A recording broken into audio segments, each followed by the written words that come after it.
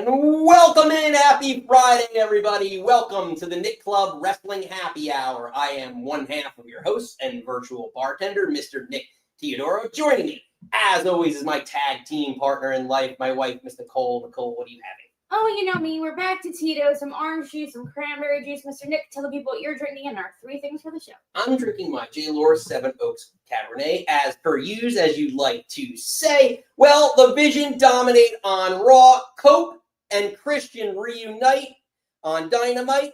And Will Ospreay returns to AEW. It's Friday, August 15th, 2025. This is the Nick Club Wrestling Happy Hour. Wrestling has more than one royal family.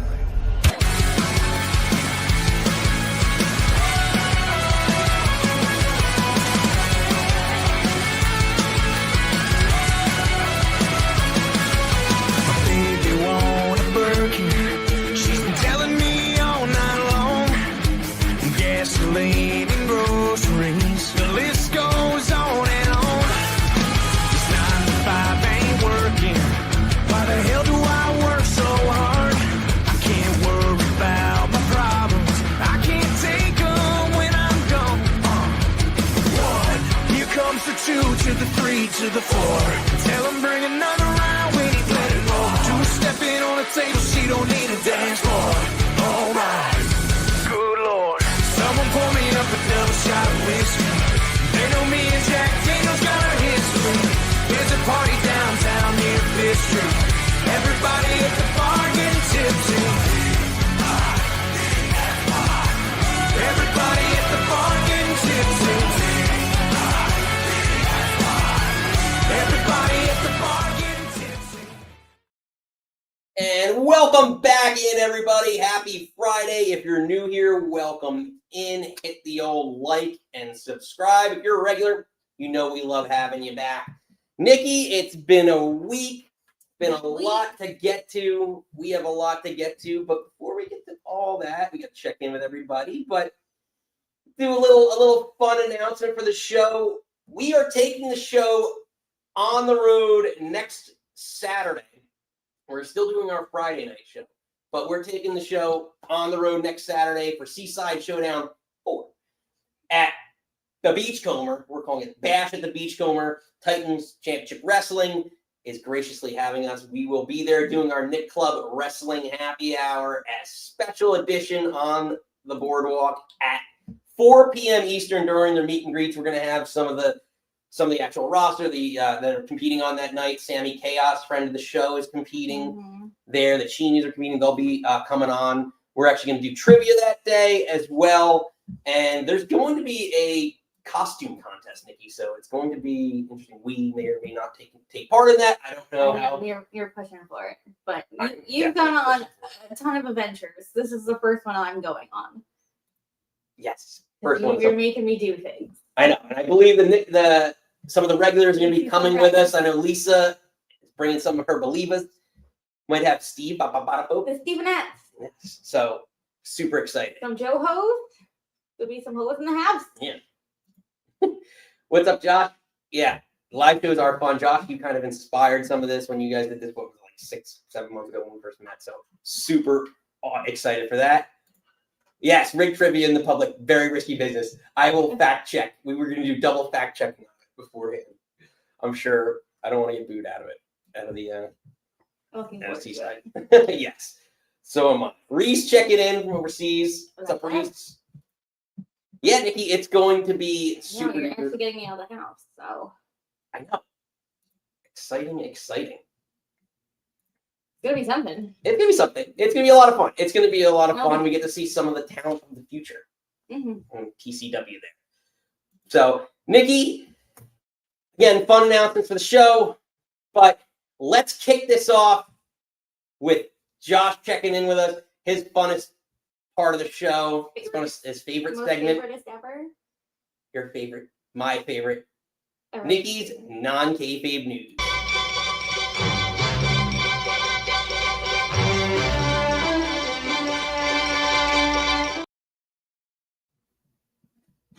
Well, starting off with a weird one. I feel like all the news and all the stuff is just like, what do you believe? What's real? This is the new kayfabe.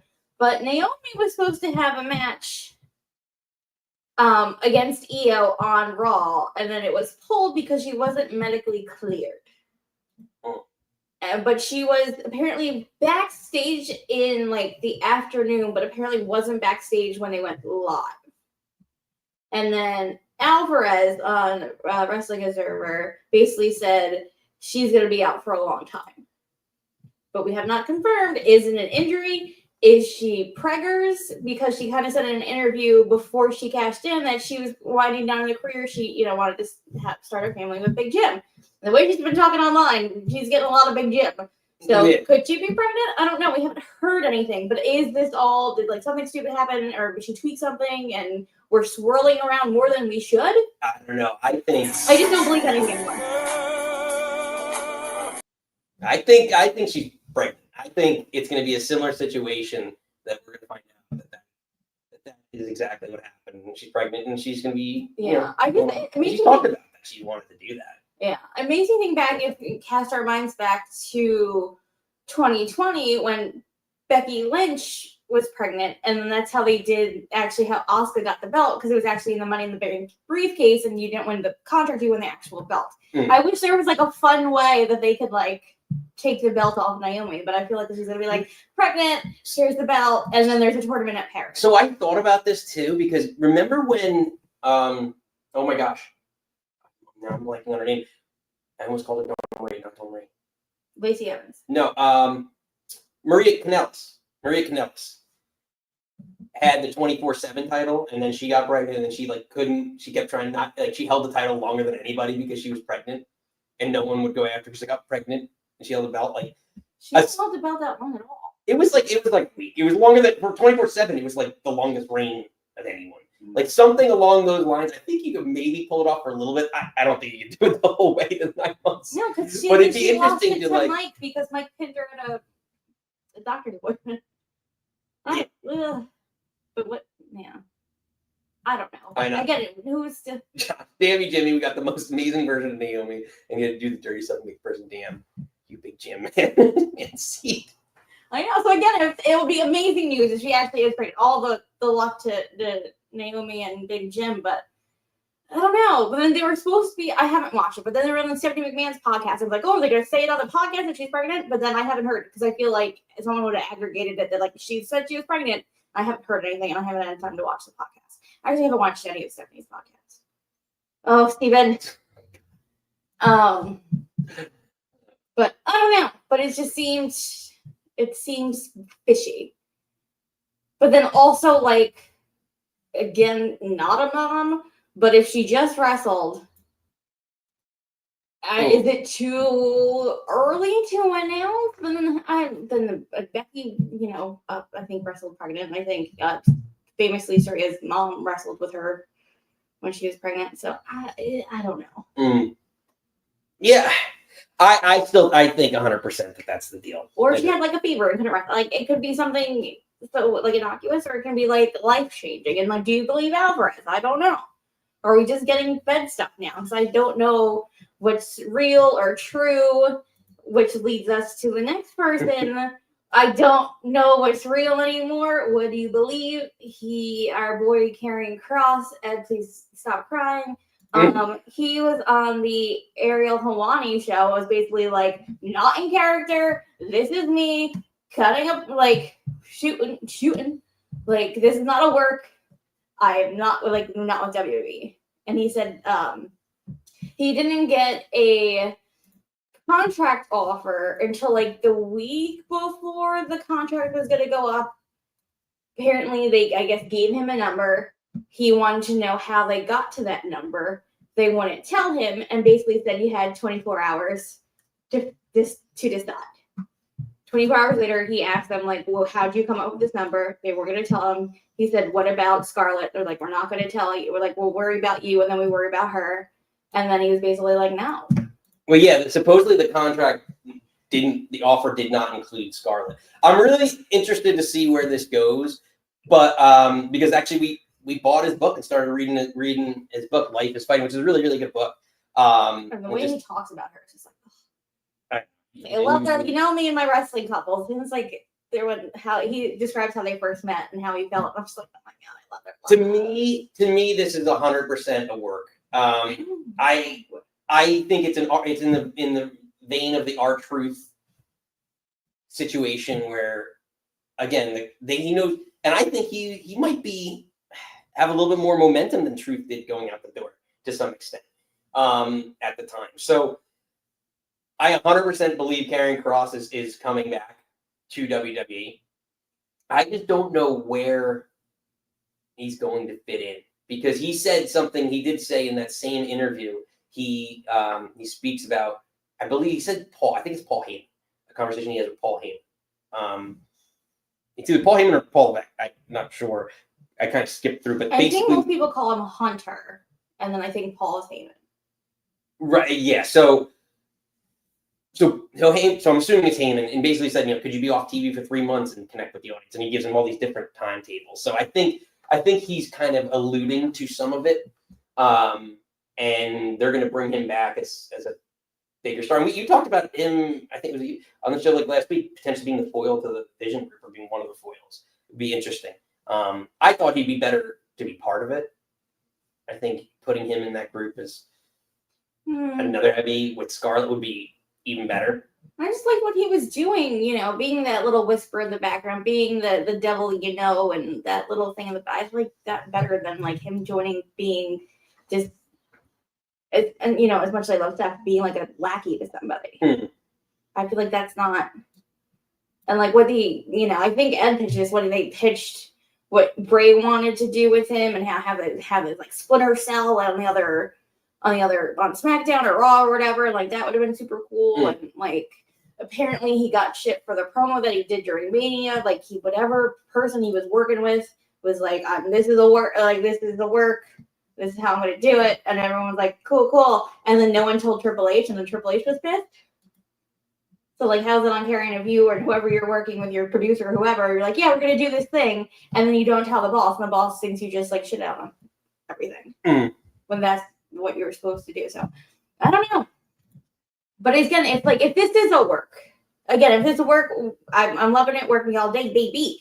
Yeah. Like, and it makes like WWE, as we know, WWE isn't great, but it's like, you have this guy going around and shitting on your company, basically how you treated him. Like, you waited till the last possible second, fucking lowballed him, don't give a shit about his wife, and then he just comes back. Well, it makes him more endearing if he comes back as a babyface. I don't want to see him as a babyface. I know, but I don't know. It's harder to make a babyface nowadays. It really is. So, I mean, to me, maybe it's a newer way, like a tweener. Again, we all like him, but I don't want him to be like a Cody babyface. I don't want the good guy. I don't know. Reese is saying he should be the guy who leans to his passions of MMA and reading out profit phrases. Prophesize destruction, destroy the lackeys of a group, but cannot beat the main hitter. So I guess that would be as a face. Yeah, I don't know. But I don't know. I mean, maybe because he wouldn't destroy the lackey. Well, I guess he could be a guy who beats up like Alpha Academy. Yeah, but it's not gonna get you anything. I don't know. But again, if it's a work, love it. If it's this realties, where is he gonna go? I don't think he would be good in AEW.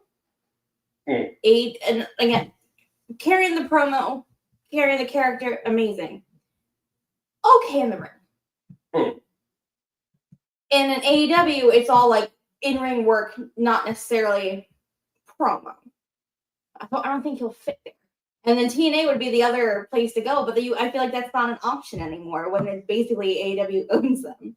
Yeah. Or could buy them. They have first options, all this other crazy stuff. But I'm just like, and apparently someone said that, there's two things. Apparently someone said that he was asking for too much money to appear. So is that part of the work, is that he's not going to go anywhere else because no one else can afford him? And then also the other thing, people are afraid to reach out with him because if this is a work and he's still contracted, then it's contract meddling. Reese, good point. At the short stint in TNA while his book tour was on. Yeah, that'd be interesting. I know, but it's weird now because they're TNA and WWE are in bed together. Yeah, I don't know. We'll see. We will see what's next for Karrion Kross. We'll see. Hopefully sooner rather than later. So But Nikki, Who's to say? Who knows? hit it. And quit it.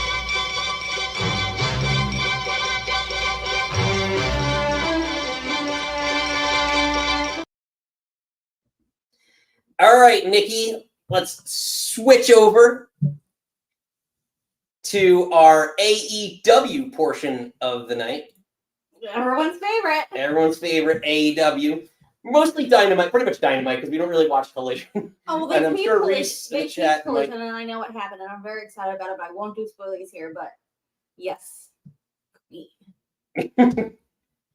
Yeah, so for the most part, we're gonna cover on, generally what happened on Dynamite, because that's generally our go-to show. Anything, Nikki, offhand? Any Dynamite takeaways? I fell asleep. I remember the opening. The opening was MJF and Hangman, and then everything, all your slides. I fell asleep during it. Honestly, I had not time to catch up. I know enough. I can get by, but this segment's yours, babe. Well, a lot to get to. I mean, where to start? I'll catch us all up on some of the moments. Do you want to talk about? Well, I guess this is where I fell asleep. I don't care about Adam Copeland. I'm sorry, Lisa, cover your ears. I'm sorry. I know you agree you don't like this version either. I don't care about this Cope. I don't care about him having a match with. You think you know me? You think you know me? I don't know. There is a lot to get to with Dynamite this week. I said in the opening, Will Ospreay returned, which I didn't even think he was away that one. I feel like he just like 2 or 3 weeks, and he was like, "Oh, my neck and my C's and blue, blue, blue." And he goes back 2 weeks later. Like that, we didn't need that speech. Yeah, unless he plans on being out long after this lights out match, because I think, which is crazy to say, but like more of the kind of chaos or the more people in the match and crazy there is kind of like safer in a way for him, because then it's like, all right, you're looking over there, these, Darby's gonna do the crazy spot, or someone else is gonna do the other thing. Like you're not necessarily him on a one-on-one match. You're just like he's being the workhorse that he is. Like it's a little, so maybe after Forbidden Door he's gonna be out, and he's just pushing through because he wants to fight in London. Yeah, I guess. I mean, for the big pop. Yeah, Josh said, what dreams did Nikki have during Dynamite? Will be a new segment soon. Oh God, I'm scary. Yeah, so to me, I mean, yeah, like I thought the whole Ospreay thing was way too soon. You're bringing him back, and I don't know. I just got the feeling that I guess maybe being in London, to your point, like made more sense, but way too soon.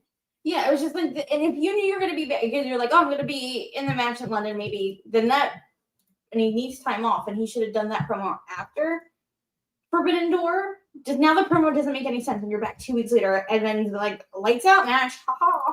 Like it makes no sense. Yeah, then if it was all kayfabe, then it's kind of a mute point. I don't know. That's what. I mean, he fooled us if it was kayfabe, but I thought, yeah, like time away. If it was a real injury, time away, he could have lost at All In and not gone after the belt for a year and at least given him something to do away from the feuds. Josh, I love you. Oh my God, yeah. Will Ocean Spray is releasing a new flavor called Flippy Berry Dude. I love it. Yeah, I don't know.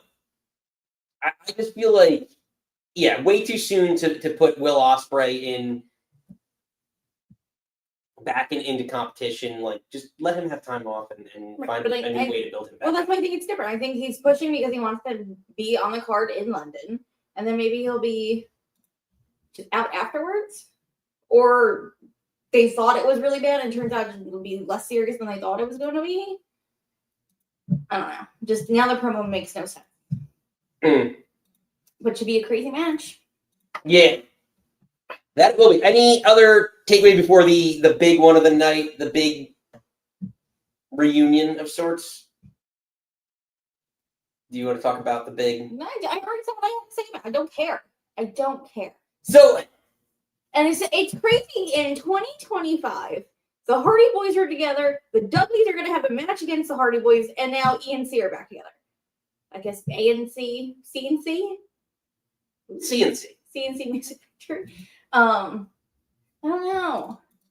I don't. But I want to hear from everyone out there. Like, what are your thoughts? Is this a good? Is this a good situation with Cope, formerly Edge, and Christian reuniting? Do you want to see? It seems like they're reuniting. They're going to face Nick Wayne and Kip Sabian at Forbidden Door, but I guess the match that's on the horizon is FTR. Right. So they're going to win at Forbidden Door and beat Wayne and Kip, and then they're going to go against FTR probably at All Out. The problem is they've made me not like Edge Cope at all, and I loved Christian's heel character. Like the promo he cut when he was like, like all his, he's so good as this heel, his black little turtleneck. I just feel like you've already ruined Cope for me. Don't ruin Christian, and they're gonna ruin Christian. I think I don't want to see Christian as a good guy right now, and I know heel pays whatever, but I'm just like. And it's with the will they won't they coexist blah blah blah. It's like I'm tired of these like will they won't they's. Yeah, Reese saying they're paired up against the wrong team. Should be FTR, but again, and that's kind of my question too. Is like, is that a dream match? Not in this current state, like old like original Edge and Christian versus FTR, like them in their primes. Yes, all day. This Edge I do not like. And I don't think it's going to be a 45-minute match that I don't want to see. If they can keep it to like a 15-minute match, maybe. But I feel like it's going to be overbooked and just long. I'm going to put it in a poll in the chat. Versus Okay. FTR. I don't know. Maybe am I sitting on it too much? I don't know. I don't. Trying out some new stuff. So. Wow, that was a quick. Whoever was the first person was super quick now. But yeah, like is Cope versus Christian? I don't know. Like I don't think there's nothing like about any of that to me that seems like something I wanted to really see. Like are they gonna come out and do like I feel like I would rather see the Hardys Motor City Machine Guns as like a dream match versus over this, because I don't think their styles make that much sense. Like I never was like I need to see FTR I never really thought I need to see FTR versus anyone. I like them, but I also like FTR more than you do, and I'm worried FTR should go over, but I feel like it won't. But also, again, you gotta bring up your new kids. Like, it just feels like the tag team is either like Young Bucks or FTR. Like, we need to inject some newness, and then also like FTR's not that. They're kind of grizzled vets at this point. They're not young veterans; they're old veterans. But like again, you're always like, who's gonna go over? And I feel like FTR's not gonna go over. And like, who would get a bigger rub from beating Edge and Christian? Yeah, FTR doesn't need it. Yeah. Josh, like, I love FTR, but it's not a dream match. Yeah, samesies. Look at us agreeing, Josh. Oh my God. Quick, I need a new topic. Yeah. Reese, good point. Like, Hardy versus Guns, 5 to 6 years ago is a dream match. Yeah, not now. Yeah, like, I just don't think the styles. Yeah, like, I'm really worried about watching the Hardys versus the Dudleys. I don't think 2020, we don't need that. We don't need it. Sometimes, I know nostalgia's hell of a drug, but it's too much. You're gonna overdose and someone's gonna die.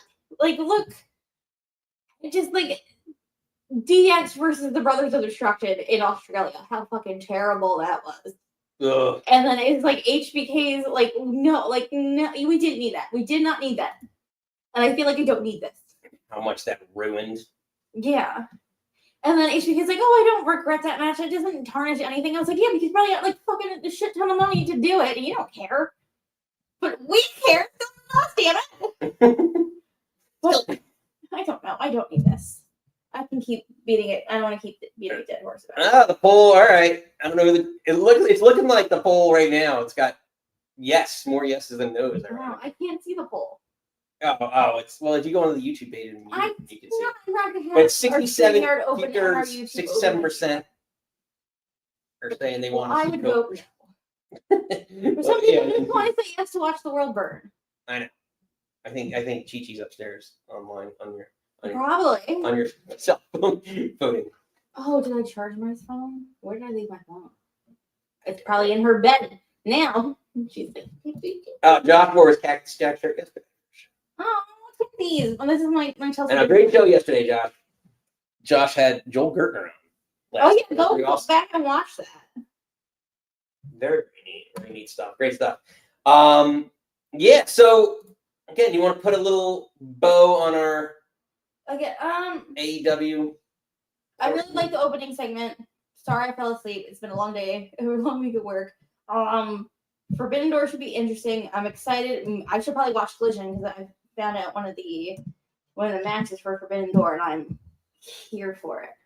But I don't want to get spoilers. But we can talk about it next week. Yeah, honestly, I thought Dynamite was. And I know you were all about it. I told you I thought it was one of the better shows. I didn't have the time. Yeah, I was like, this is a really good show. Just the way he kind of flowed through and just really, really nice. Kept me up on it. But we'll see. We shall see. But Nikki, Yes, Bieber. we're moving along. Let's take it back in to WWE, or do you want to do a little? Yeah. Oh, the one thing I tell you about this is why I don't go to production meetings. I was like, you should do AEW and then because that would lead us into WWE. Yes. And blue. And this is why I don't go to production meetings because you don't fucking listen to me. Yes. So Nikki made the great suggestion that we bleed everything back in. Now we started a short while ago with our fantasy wrestling draft, and again, the concept was 8 factions consisting of 2 male singles, 2 female singles wrestlers, and 1 tag team unit, 3 of which get started every week. We're right now in the preseason mode. And points are based off of wins, losses, and moves performed. So finishing moves or weapon moves. Someone hits someone with a steel chair, for instance, could be 10 points. A DQ loss or win could be 50 points. A loss could be a loss of 50 points, etc. Different scales based off of different types of victories. A submission victory is worth 150 points. The victory worth the most is a knockout victory. So a last man standing match would count as a knockout victory. More rare matches. As I mentioned, moves in matches count for points. Finishing moves count for 50. As aproposly put, Seth Rollins hitting the stomp. And as well with the Money in the Bank briefcase, just a random object could count as 10 points based off of how many times he uses that in a match. I can't stop laughing. What's that? Yeah, I mean, just like the way he's like just beating the hell out of him. Sorry, my mind's with the gutter. Go on. He's just like I'm here for it. Just literally beating him down. But yes, so we started the draft last week. So I welcome you all to the Nick Club Wrestling Happy Hour fantasy wrestling portion. Oh, I thought you had to think for it. I did. Oh, no, I didn't. Oh, that's the back. That's the wrong one. There it is.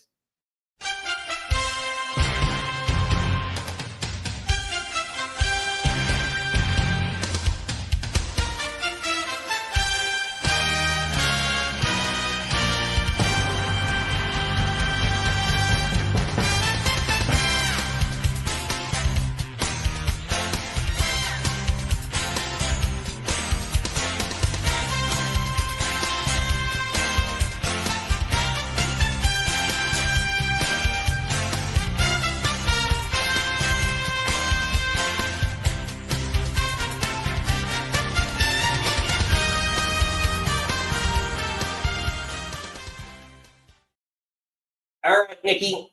So we will reveal the teams for last week. One team is missing Josh will draft off the waiver wire. Hopefully shortly tonight, Josh, if you want to call and do it. But we'll bring it home. Ed has the number 1 pick. Ed's faction consists of Cody Rhodes, who was the number 1 overall pick. He also has Io Sky, was his second pick. Sami Zayn, Jade Cargill, and his tag team is The New Day. New Day. Mikey and the BCP group, which a lot of deliberation on their end. A true war room. I know, and they're literally talking crap in the Discord too. They went with Seth Rollins, number 2 overall, as their franchise pick. They also added Gunther, Asuka, and Bayley, and then finished with the Street Profits. I think they took the Street Profits in the second, if I recall correctly. That was the first tag team off the board. And just to reiterate, tag teams can only score as a unit together, so only when they're in matches together. So, for instance, my tag team doesn't make any sense. yes, Bliss and Charlotte, if they break up, they don't do. Yeah, it may not as advantageous for you, but we'll get to it. Nikki, as perfect segue. You went with the number 3 overall pick. Arguably, could have been the top pick in the draft. Braun Breaker. Then you came back and got. Did you take Aleister Black in the second round? Or was it third round? No, it was Bianca. No, I went tag team. Oh yeah, then It was your birthday. We were celebrating. I was drinking kettle, and there was a lot in my drink. I'm sure you all noticed. Mama had a couple cocktails. So this was just like, I said I was here to fuck shit up and just pick craziness. But I will say, I think one of the hottest teams, attractiveness-wise. But no, I went. It was Braun, the tag team. Then I did Aleister Black, and then picked the Bianca, then Chelsea. Then Murdoch joined us with the 4th pick. He selected Drew McIntyre. And then he came back with, I thought, a really good pick of Jacob Fatu in the second round. Very good value. Selected Naomi, which a lot of uncertainties. That could be a tough one. Yeah, so if she actually... She Aaron Rodgers him. So if she turns out to be preggers, he gets to pick another female. Yes. That would be considered IR. Yes. Okay. No, he non-kayfabe non-kayfabe injuries. You can select a new person. Didn't he go Drew, then the girls, and then I picked my girl? Anyway. Yes, he went the ladies tag team. Yes. Lisa and Joho are uniting, and they so cute in their little skits. I know. They went Stephanie Vicaire in the first round. Which I'm shocked. I thought Rhea all day. So, great. I think it's a strong pick. And then they went in the second round, Bronson Reed. And Solo was like a 4th round pick, I believe, for them. So that was a good value on Solo Sikoa. Julia's an interesting one. Again, she's got a lot of push. I mean, she's going to be on TV. She's got the belt. Yeah. And the guns are always as a unit. So that's a good one. Yep. Steve Ed. He came out with a shocker in the first round, LA Knight. I thought that it was a little bit of a reach there.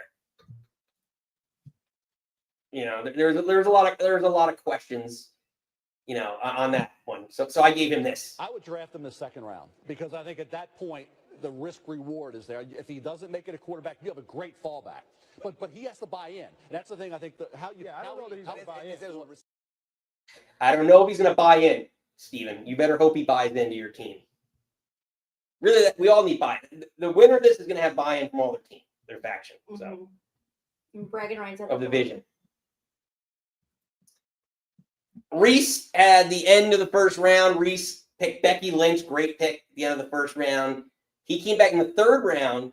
John Cena, big pick there. I thought that was a good pick for him. He has the Men of Judgment Day as a tag team. And he also has Dirty Dom Mysterio, who coincidentally was one of the high scorers of the week. So Dom Mysterio was the 3rd highest scorer of the week. So as we go through this week's top fantasy performers, just let you all know to get you all into the fantasy swing of things. Basically, this week, Becky Lynch was the high scorer. Submission victory, 200 points, plus her disarmor, which was 50 points. So 250 points for Becky Lynch. So, Reese, if you had started Becky Lynch if the season had started today, you would have gotten Becky Lynch if you'd started her over Rhea Ripley? That's the question. Would you have started her over Rhea Ripley? I don't know. Who's to say? Seth Rollins was the highest scoring, at least from Raw, the highest scoring male. He hit 3 curb stomps for 150 points and didn't have any matches, so he didn't have anything to lose. So a very good fantasy night for Seth Rollins and Mikey's team if we started this week. But we start after Clash at Paris. And Josh, we're going to let you come on in because at some point in time in the near future, when we open up the phone lines, you're You have to pick a team, bud. and the best available, undrafted, very, very interesting. You didn't put any ladies. I thought I had a male and female. Nope, didn't. Thought I did a male and female. I tried to get the tag teams and I was running out of room. There's too many men. But technically, tag teams, DIY, the Wyatt Six, Uncle Howdy as well is available. If you that AJ Styles, 2 finishers available for AJ Styles. CM Punk, Randy Orton, big names, RKOs all over the place. Surprised Randy Orton went undrafted. Also surprised to some extent that Roman Reigns went undrafted. Someone who went in our mock draft, Penta, didn't get picked by anybody either. So I know. I'm not honestly surprised about that. yeah. But I also have the chance to make it, and I didn't. I went Aleister Black. So Yeah, I don't know. I was surprised. I was definitely surprised that. do you think they're cooling on him a little bit? I don't know. Story for another day. It could be. Reese, the pick you hate equals the points. Yes. Isn't that how it always works? Oh, man. Yeah, that was his method, except for Rhea. Well, Rhea, not even not like Rhea. Well, I also said to you, I said, besides my team, I think Reese also on the attractive level, besides John Cena, I think is up there. I think me and Reese look-wise have hot teams. And then oh my God, what did you say back to me? You on your text message. You're like, Lucas doesn't get wins. Yeah, Lucas isn't going to win you this. So I don't want wins. I want a regular to come in and win and brag about it. That's what I'm here for. Josh is putting his picks in the chat. Josh, I'll let you. Dude, I'll update him. He wants AJ, Logan Paul, Penta. Well, you take 2. So you have to pick 2 males, and Andrade and Phoenix, I guess. But yeah, you need 2 men, 2 females. So I know I only gave that the male. So female available. I will. Josh, when you pop in later, we'll pull up the roster website because I'm trying to think off the top of my head. I know I had no win. I already yelled at him. He already yelled. She already yelled. I'm getting all We're always like, ladies first, support ladies. Ladies. You fucking leave them off. Nine. Unbelievable. But Nikki, we'll get to it. We'll get to that probably in our call-in portion of the. Nia was taken. Murdoch took Nia. But the love of your life, Ivy's still available. Josh, you don't get her on your roster. It's up to you, Josh. If you want to participate, you can. If you don't want to, it's not obligatory. Again, if you want to just call in, same thing.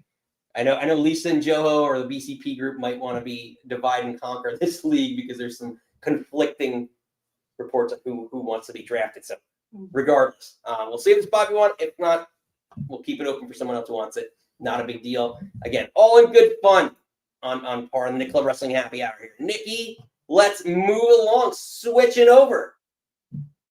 Let's kick into Monday Night Raw and your Monday Night Raw takeaways. Do you have any? I mean, like, we have to start off with, again, the opening segment and then Braun Breaker doing Steiner math while yelling at CM Punk and LA Knight. And he's like, you're 47. What are you going to do? You're 40. Together, you're like 100. And I was like, yes. Steiner math. I kind of... Do you think there was something, because, like, CM Punk was like, I wasn't finished yet. And then LA Knight was like, or And then I tried to talk, and CM Punk like talked over him and like accepted it. And he's like, "You don't talk for me," and that seemed to look like, I don't know. Everything's a work shoot now, so I don't know what's real anymore. But I feel like a little something there. But again, it's throw rights and throwing together a tag team.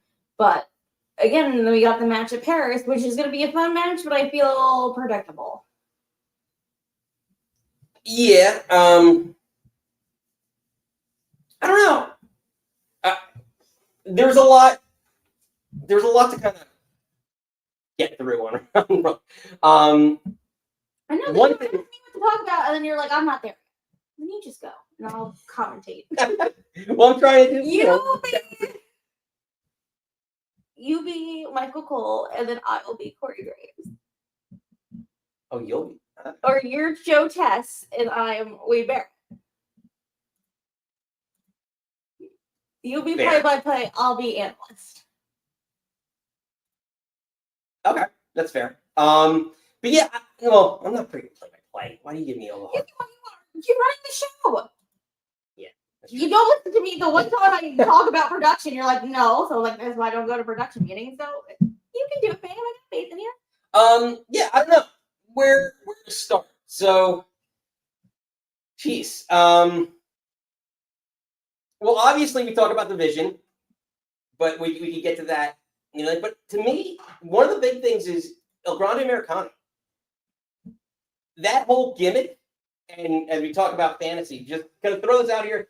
Those of you that play actual fantasy football, El Grande Americano is the Taysom Hill or Travis Hunter of fantasy wrestling. Because you can get 3 people playing El Grande Americano, and he never loses. And he always gets a weapon. Yeah. He has the metal plate in his head, basically. I know you said that to me the other night, and I was like, God damn it, you brilliant brain. Like, he'd be the one to pick.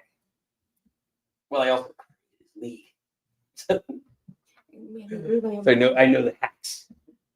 But I also wonder, like, just so the El Grande Americano, as we talk about that whole match,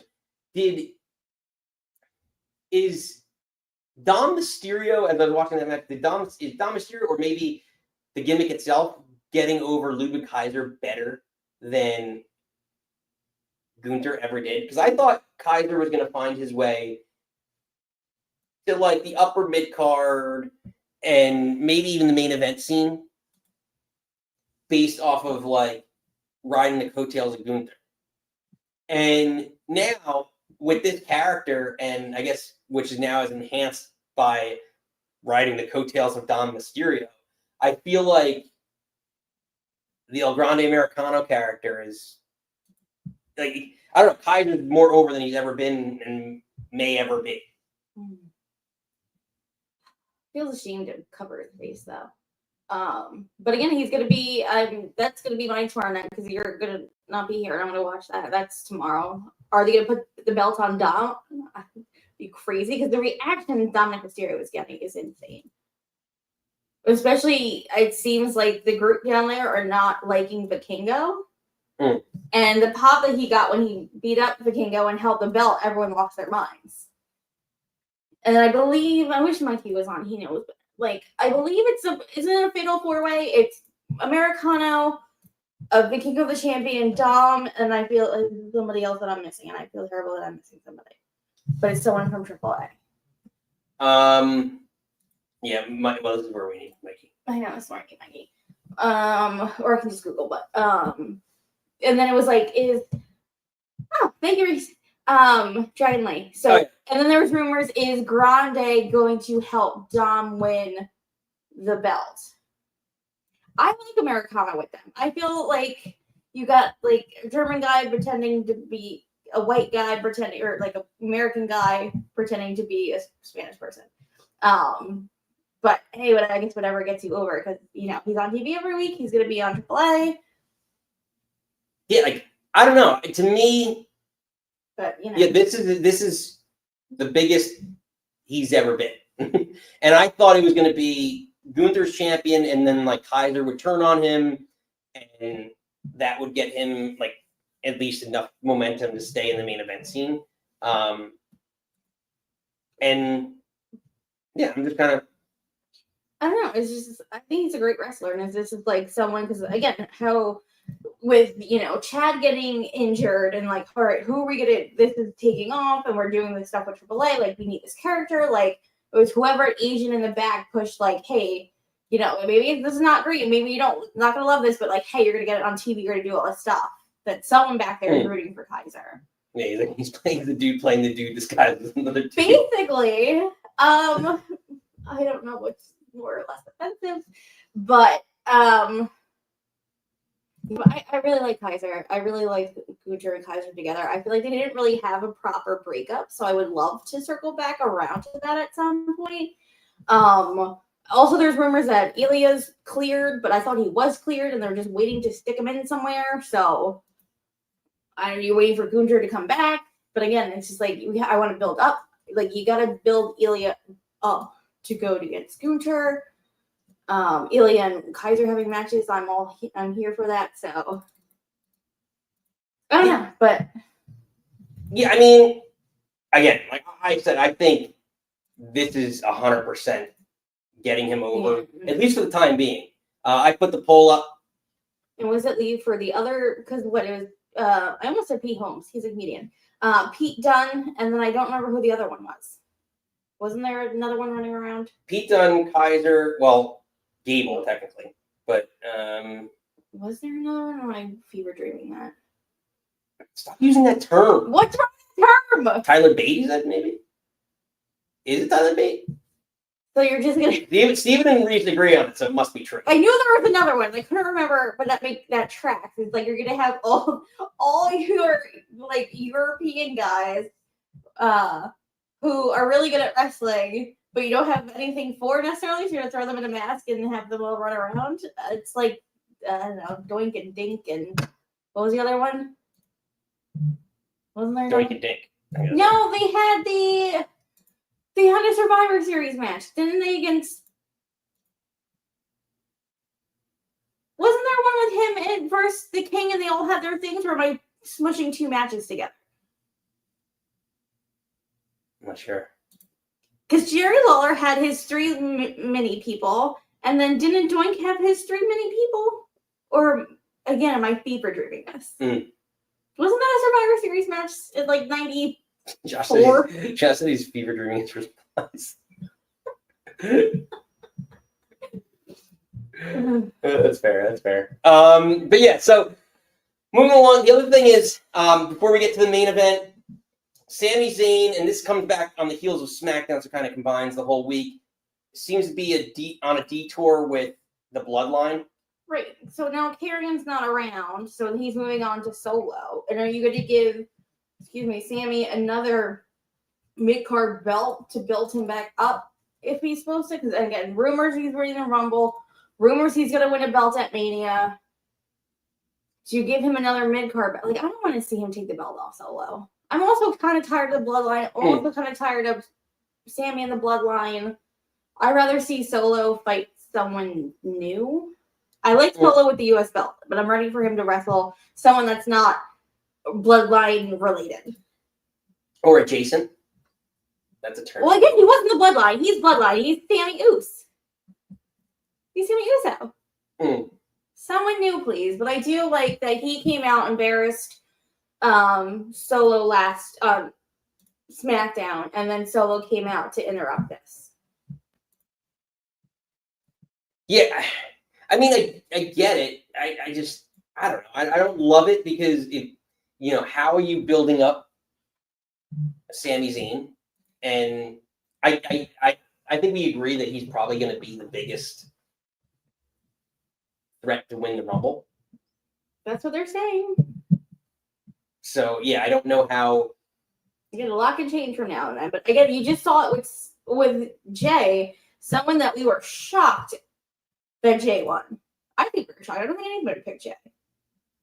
Yeah. And there's like this kind of like the rise of him, and then had the big Mania moment. Are they going to run that back with Sami? What do you get? I see you smirking over there. No. I'm just reading some of the comments. We want Cross. Of course. But then also is this like Karrion's not going to be around, and Sami is on to a new new thing, but I don't care about him. And is that match announced for Paris, or do you think that'll be on the Paris card?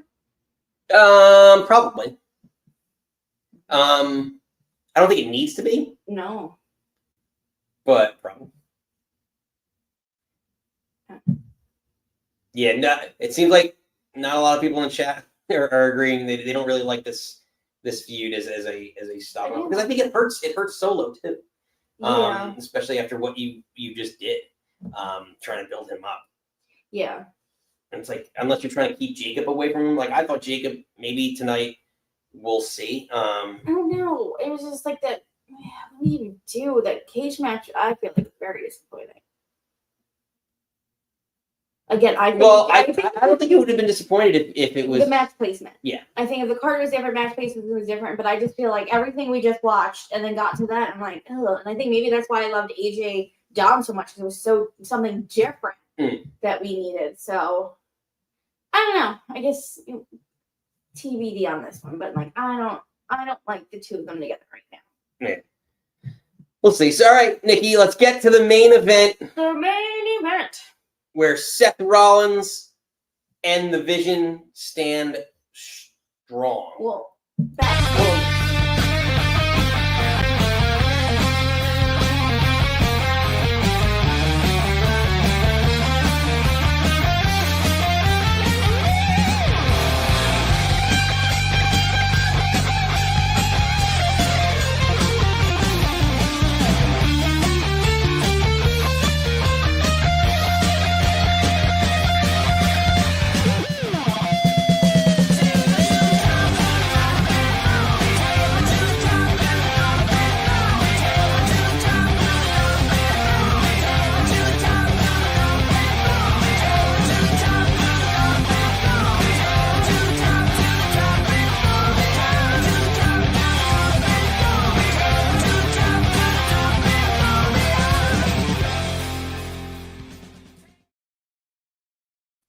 All right, Nikki. So Seth Rollins stands tall thanks to the Vision after the announcement was made that Clash in Paris. You're saying this all backwards. Clash. What? So Seth said he was getting on a plane and he wasn't supposed to be there. So Paul Heyman came out with just the Bronze and then the match. And then he came out. Everyone's like, oh my God, he's here. And then stomped everybody. And then Pierce came out and did his announcement. Well, he said he was leaving Raw. He was there.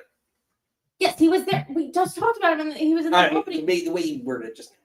I said in a backstage segment, he said he was leaving and he was getting on his private plane. Yeah. Oh, missed it. I don't listen. I don't listen to Tori clearly. So, regardless, at the end of the night, Rollins does show back up. But before standing tall, Adam Pierce. No, they stood tall. Pierce came out. Yeah, before Seth Rollins stood tall. I'm sorry. See, now you're not listening. No, what are you talking I said before he stood tall, Seth Rollins. Yes. The announcement was made by Adam. Yes. No. About the Fatal 4-Way. The Fatal 4 Steph was standing tall, and then he came out saying that's how. I think I have it backwards. I must be. No. No. I must be fever dreaming how I did that. Is that the right tone? No. Ed stood tall. No. He beat everybody, and then Pierce came out and said, "You've been such a liar lately," and then set up the match. I'm convinced. No. Why would Pierce come out saying? I could swear that well, regardless, I still. We'll go back to the point. Point still stands that they're challenging. I hate you. I fucking love it. You know what? Where is it? Where is it? Give it to me. Go fuck yourself. But so this Fatal 4-Way match, which again tensions are rising as they are here. Because what you said, he beat him up and then Pierce made the match. But regardless, tensions are rising between LA Knight and CM Punk. Jey Uso's also there. I just feel like he's just there. Third place. Which, and if you watch the show, LA Knight getting buried. Said here. I'm telling you right now, when we get to the prediction, so I'd be shocked.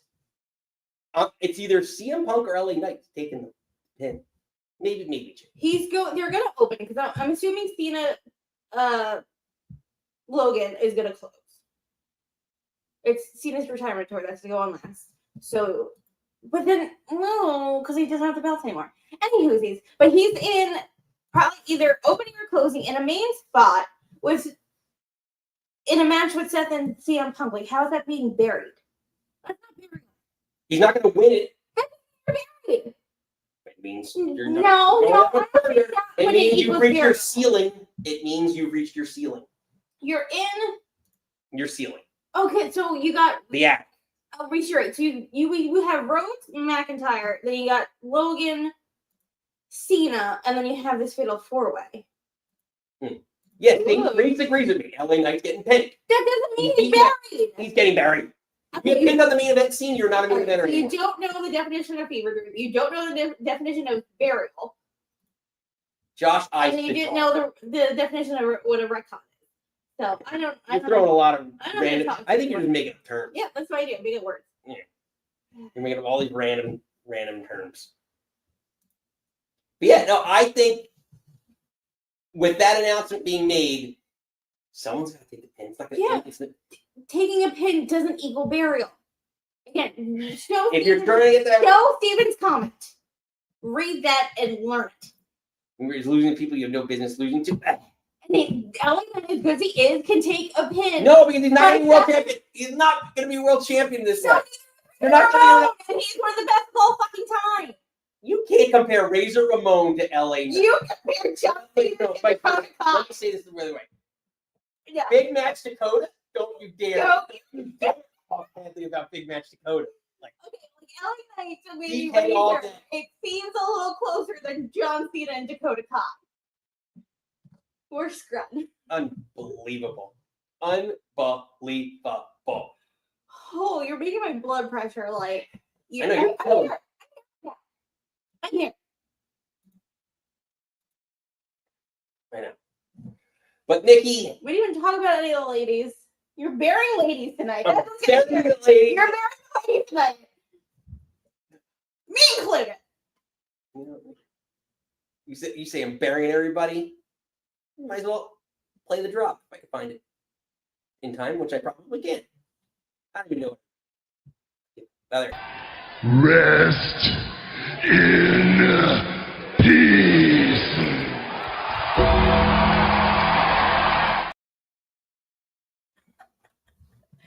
Oh, the chat, I love you guys. You make me laugh so hard.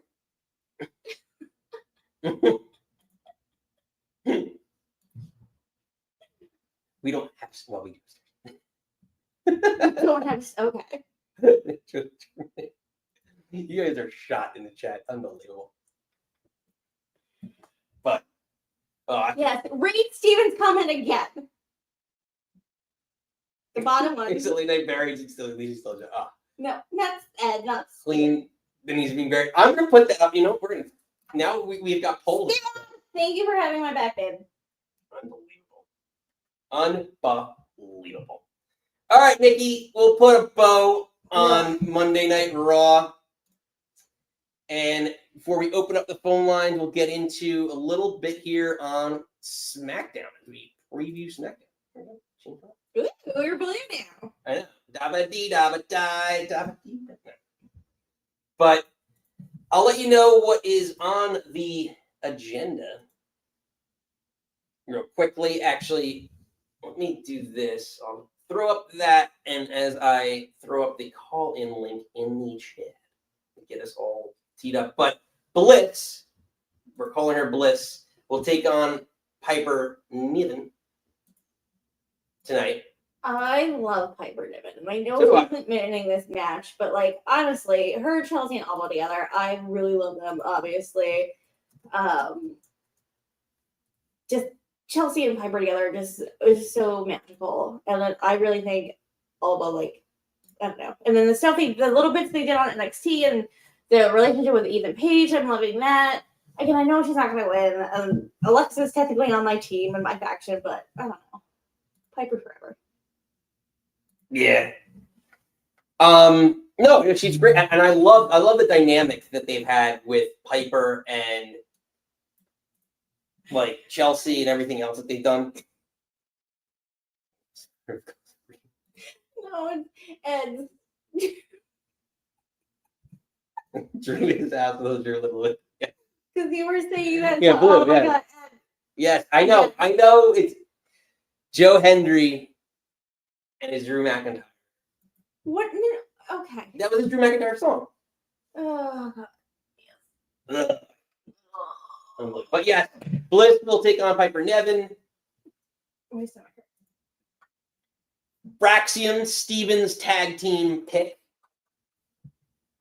Well, this was the thing. So last week, Miz told Mello that he already had this tag match. He's like, "We're gonna go for the gold. I have this match." And then like Mello like walked away, and then Miz asked for the match. So he's playing Trixie's with Mello. I just feel I'm not. I think Miz is probably underrated for sure, but I don't think this is doing Mello any favors. But maybe No. maybe this is more like out. I don't know. Do you see maybe Miz and Mello like traveling? Again, they're not really doing house shows. So I'm like, oh, they travel together? Like, is Miz gonna impart like does Mello have a tune backstage? And Miz is like, hey, that was me, but this is what you can do, and do. But I feel like they're not doing like house shows anymore, so they're not like getting together on the next date. But like, I don't know if this is doing it. Like Mello on NXT wasn't my favorite character, but it's better than what he's got now. That picture makes Nathan Frazier look. I don't know. For some reason, it looks like Andrade. I feel Like a wet Andrade. like I guess the tint and like he just looks like Andrade. But yeah, I think it's just kind of wasting it. I think we're waiting for Trick Williams to come up to Maine and be with Mello, and that's how they're both going to try and get it over. No, I would hate that because the whole thing of Trick was getting away from Mello and being his old man, being his own man, not his old man, his own man, and ascending. Like I wouldn't want to see him back. Like Trick, I don't know. I think Trick as a better character is honestly better than Mello at this point. To be honest, for him to be NXT champion, now TNA champion, you're going to have him come up to Maine and be with Mello? That makes no sense. No, because I think you need to find it. Here's the thing I think people need to really understand is Oh, please. Do you want to explain wrestling? Yeah, I'm gonna mansplain it. When you come up to the main roster, it doesn't matter what you did at NXT or anywhere else. And this is the same situation that Tony Khan needs to understand with AEW. I don't give a shit what you did in New Japan, All Japan, England, Europe, wherever. You're in WWE. You're a whole new person there. It doesn't matter. Your character did shit.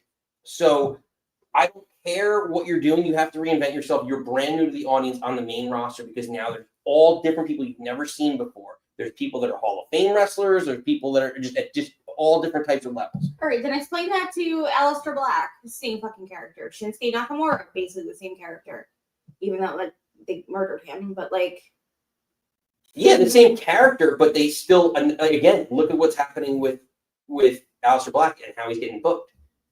Like that, he's if I were a fan watching Aleister Black in the last year, I would like or seeing him the Roxanne Perez is probably the best. Like she came up.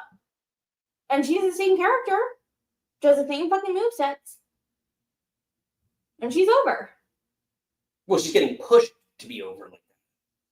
She's also with the Judgment Day. It's a lot easier to get over in a group, and that group also has Dom Mysterio, who's getting everybody over. Yeah. Okay, and you have Liv Morgan in that group too, and that feud that's going to come up, which is going to get her over even more. And then also, in the chat, you get Stephanie Vecchier. I don't really put Julia in there. She's not. I don't know. But like Stephanie Vecchier, same destination. But then also like yeah, but Stephanie Vecchier has been on the main for 1 month, so I'm not going to say anything about it yet. But she still has to reinvent herself. Like she still has to establish herself on this roster. More tag team turmoil tonight. DIY is going to take on the Street Profits, so we'll see Again, their banter backstage last week was hilarious. Again, this is gonna be a fun match because the four of them are incredible. So, but like, does this further anything? I feel like as we praise how stacked the men's tag team is in SmackDown, but we're not really going anywhere. It's the same. We're just rotating around. I want to see. I don't know. And finally, Drew McIntyre is going to address his actions on Cody Rhodes from last week. I guess we'll see another layer to this.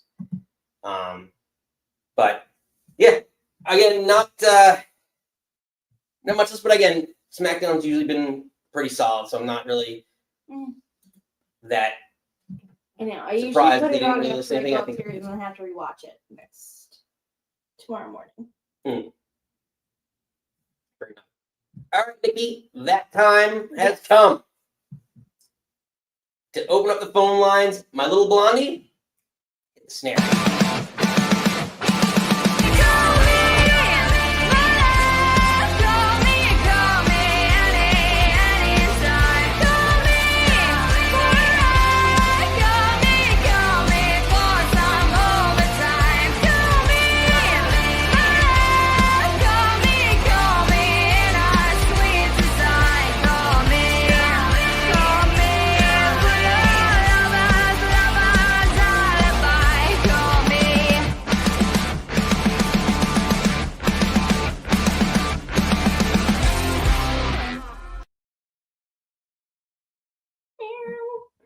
All right, Nikki. Phone lines are open. Huh? First up is our friend from overseas, bringing his Scotty's hotties to the party, Reese Lightning. Go Grease Lightning, you're burning up a quarter mile. Grease Lightning, oh, Grease Lightning. Go Grease Lightning, you're cruising through the heat trial. Grease Lightning, oh, Grease Lightning. You are supreme, so Grease Lightning. Reese, Hello, friend. what is up, buddy? Not so much, actually. How are you both doing? Doing well. Enjoying the night, getting ready for Got it. SmackDown here. Friday and it's cocktails with friends. Sounds about right. Sounds about right. So what are you drinking? What are you thinking, friend?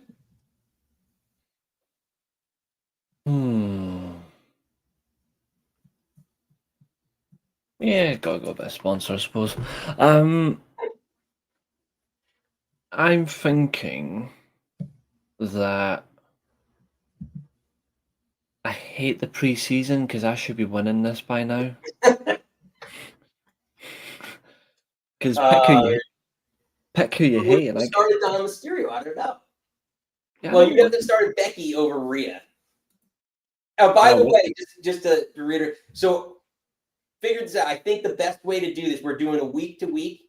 When we do start it, I think we'll do the lineups 12. So send them to me 12 Eastern time before the show, and we'll announce the starting lineups on the show. And that's how we'll do it each week. But then we don't necessarily know the card.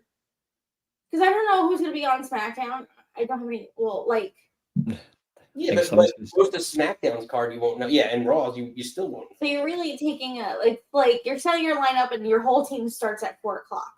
What's that? What's that Cody Rhodes meme? Oh, that's a bear get ready to read spoilers. That's the main of it. I was actually just going to say, I think overall this has been quite an interesting week for wrestling, but I'm sick of Bronson Reed stealing shoes. He's not a chav. I feel like that's not going to get him over. I feel like he needs to get an endorsement deal with Foot Locker. I think he needs to get an endorsement deal with. Actually, never mind. I don't think that's going to get him over. I feel like he was already getting over by being the destructive threat that he was. He doesn't need to talk. He doesn't need to do 15, 20-minute matches, even though he can do it. I think he should be the guy where Braun Breaker does all the work, and then he just hits the tsunami, and that's it. Because I feel like that actually gets him over. I feel like they're making a massive mistake with Bronson Reed. Like it feels cheap, It's going to be awkward if Carmelo Hayes beats Fraxium because then cued outrage from Steve because then that's a burial based on his own logic, of course, because Carmelo Hayes is just a jobber. But I really need to get back. Right. But that's the fun part about the whole fantasy. It's like, again, Carmelo Hayes could affect this whole thing. If Carmelo Hayes gets a push, Fraxium wins it tonight. It would be absolutely funny. Like, it would be funny. I think another thing is it's been quite an interesting week for wrestling, actually. I think I do agree with Nikki. Like, I don't think I did watch Dynamite, but I don't think Dynamite was overly great. But I thought, like, I do see where Nick's coming from when he said it's probably the better show. But I feel like there were some parts that didn't actually make sense. I felt the show order was a little bit incorrect. Like, I would have ended the show with the All-Star tag, even though I'm sick of the whole All-Star thing. I would have ended that because that actually has more story implication. I feel like they actually... The annoying thing is they've got the matches, they've got the segments, they've got some good stories, but they got it in the wrong order. That's kind of been my criticism in the past couple weeks. Like, Yeah. like it's good, but like it's not in the right order. Especially the Hangman Mox match. Yes. That was in the wrong place as well. I feel like that's what's disappointing is like you've actually got. I think this is just the part where it's hard to teach in terms of like a booker or a creative one, but you see it after the show, you don't see it during. But I feel like surely he would have got an idea of maybe I got this bit wrong, and I think they did in a nutshell. But I will say this though, this is an overall praise. I think this has actually been a week for the women, not a week for the men. I think the women this week have actually been on television, have been showcased better.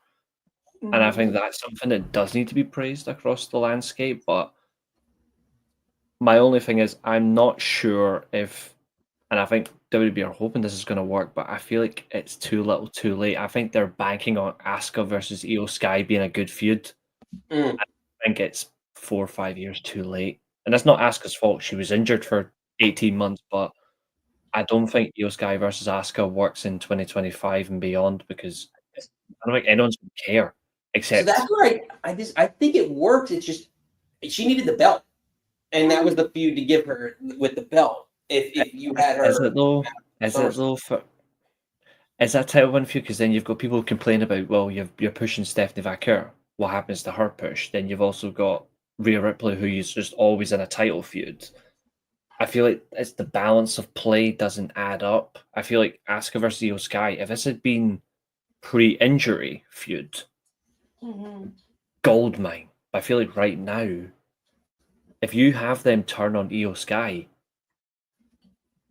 no one's gonna fucking care. And I like both of them, but I'll honestly say it, I don't fucking care. I think because they're rushing. Apparently now the rumors they're rushing the heel turn of Asuka that was supposed to be a slow burn because of whatever goes out with Naomi. And I think you might be right. A storyline better because I feel like I'm also torn. Like I 100% like also agree with you. Like they should have done this like a while ago. But I still would like to see it. But then they're rushing into it because whatever's going on with Naomi. I'm basically the same as you. Like, I don't care for that point, but I would still like to see the match. But I feel like we're not going to get. You don't get a big payoff, but if they're rushing Asuka to turn heel, they don't need to rush Asuka heel. Just take the certain woman that's on SmackDown, put her on Raw, make her the world champion, and then we salute it. Simple. Or our girl. Oh, I thought. Me and Reese, co-custody. What about co-custody? She's on your team, but I maintain mascot rights. I'm still waiting for Bianca Belair to turn heel. I think that's the biggest play they have to go for, and it's right there. I would like that though, Steve, if they try it, but I don't know how they do it. I don't know how you pull it off because they didn't really care last time for it. It sucked. And Asuka's one of the best workers they have. Yeah, I don't know. I think it still could very much well be done. The other person is like, what about like a mid card feud with like Julia in like right? I'm sure Reese, you watch New Japan a lot more than New Japan and I'm Stardom. sure they interacted over there. Like that's another kind of not Io that Sky did. They have history, like right, like you have to reestablish it. Io Sky did. Like when she went over, she had like a few interactions, but Asuka didn't. Yeah, I was gonna say Asuka was here when Julie was on the. Yeah. You had a lot of that. Like you had Kairi Sane, you had Io Sky, well, as Io Shirai, and then Io Sky again when she went back over. You had Vaquer. Well, I think it's the lore, though, right? It's the same thing with like how many people can like Nakamura. Like, they came from Japan and they're really well, highly touted, and everyone knows what they're doing. And like that's the idea. Is like you could kind of land like I knew each other, never interacted, like that type. But I feel like you're contradicting yourself. You say no one gives a shit about NXT. Then why do I give a fuck what their rivalry was in Stardom? No, you just say they knew each other from like they said the same thing with Penta. This guy's world renowned. I don't know shit about Penta until he's on WWE TV, but now I know that he's world renowned. So like when he goes to the Lucha, to AAA, like I'm sure that there's some history that if I watch AAA, there's something. Oh, there is. Oh, there's plenty of that. I mean, just encyclopedia. Give the top end. And by the way, Nikki, you were right. By the way, 1993 Survivor Series. It was Jerry Lawler and his Knights versus the Hart Brothers, but Jerry Lawler was replaced by the returning Shawn Michaels, and that was the match where obviously Owen Hart gets Irish whipped into Bret Hart. He gets thrown at the barricade. Then Owen Hart's the only Heartbreak. And then the guy does the Family Feud guy was the host. That's the guest announcer. Yes. And he just made jokes the whole time about Shawn. That's correct. Yeah. And then we got the obviously Quebecers versus Hart Brothers at the Royal Rumble where Bret didn't tag in Owen. Then Owen just went, "Oh, stuff you." Encyclopedia. It'd have been. Reese, always bringing some great stuff. Before we let you go, what is your last shot? Well, best of luck, obviously, for your the show you're going to in 2 weeks. That's going to be next weekend. Sorry, I should say, not 2 weeks. Next weekend. Fair play to that. Reese, you're welcome. We open up the phone lines. You're welcome to call in and chat with us with some of the independent wrestlers. So tune in, call in, smoke them at trivia, and get to talk to you guys. Yeah, that's a win. And you get to see. I don't know what is going to happen, but this costume contest, I'm very intrigued because someone put in the chat for the costume contest on the Facebook group, "Can we wear face paint?" It's like, come on. I need. What kind of question is that? I mean, that would be top tier. My last shot. Oof. Just get you guys on the channel next week. Yeah, I know you're around like noon, so yeah, just shoot me the link and then I'm obviously here with her. Absolutely, and every once in a while I hang out. Absolutely, and also I think the simple thing is to everybody is like you guys keep going strong, and there's only one winner of the fantasy draft, and his name is taking his hat off. Wow. And that is Reese Russell. Ladies and gentlemen.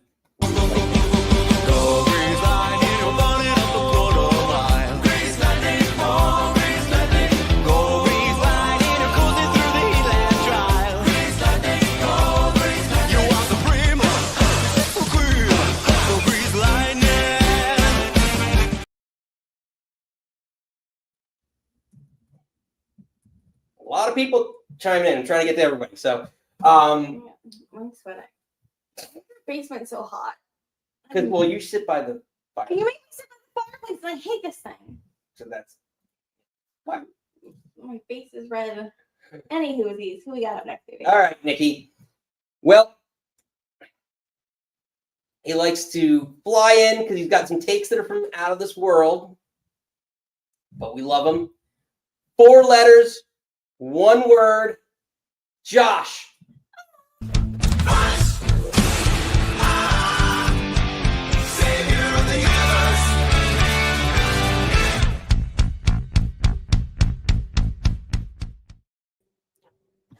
You know what I just realized, Nick? You're so on topic that you're stealing Uso's taglines just for my name. You are a gem, sir. I enjoy you. Nikki noticed that last week, and she's like, "Did you?" And I've been doing for a couple weeks, but I don't know if anyone caught it. I just noticed it last I'm a week. little slow. You're like, oh, It's much better when I introduce you than Jay. So Oh yeah, yeah. You're so on that one, but Yeet! Yeet! oh whoa, you yeeted twice. Hey, so I just sneezed the first time. I got two questions for you guys. One is my main question to do with wrestling. Why do I feel like I really am not caring about the Sami Zayn push? Like, why am I feeling like, again? Like, Because it's so, I feel like it's in the infancy. okay. And that's a lot of what, because he's going to be, I really believe that he's 100%. Right now, as August 15th, he's the only person I could see that on roster that's not unsigned or whatever that's going to come through with some crazy momentum, aside from maybe Braun Breaker. Okay. But I think it's a Raw winner. And I think Sammy, because of the fact that this whole Vision story arc started with him, basically, and Rollins. So it would be nice if he wins the Rumble and some of the momentum he has. It's not the levels of Daniel Bryan, but it's on like a B. I hate to say B plus player, but like a B level. No, I feel like I understand you're like again because like we just saw this when it was Sammy Gunther at Mania, and we're all about like it was gonna be Gunther, and then I think Ed you called it when Sammy was walking down the tunnel, and then KO came out, and there was this whole moment, and you're like, oh, I guess he's doing it now. This whole big baby face thing is gonna do a thing. Like, can you pull that off again? Yeah, that's where I'm at, Nikki.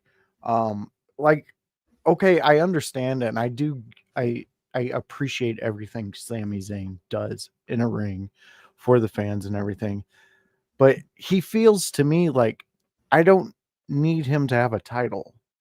Like, I don't know, and I feel kind of weird saying that because that's the ultimate goal as a wrestler, you know.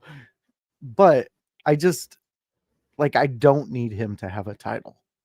It's almost like with Cody too. I don't need Cody to have a title. I don't know why they're so like rushed to give him a title. Well, some people, there's your push for Sami Zayn right So, there. but looking back, this past Mania, night one ended with the Seth turn and the whole Heyman together. And then it ended with John Cena and that Travis Scott bullshit. So then you ended back-to-back nights with heels standing tall. Just now, when we go back to this Mania, do they want a big face to come in and we end with a big baby face again? Because again, if we were linking it back to Star Wars, like we were like Empire, and now like does we have a big baby face feel good thing? When it would be Sammy and then again too, because like is Cody gonna hold it for another year? Is the other belt more Punk's big triumph at Mania? Again, I don't know where Sammy fits in this. World title. Well, because I'd rather see Punk Seth and then Punk gets his big Mania moment. Whether it be, I'm assuming probably night one. I don't know. And then somebody else cashes in.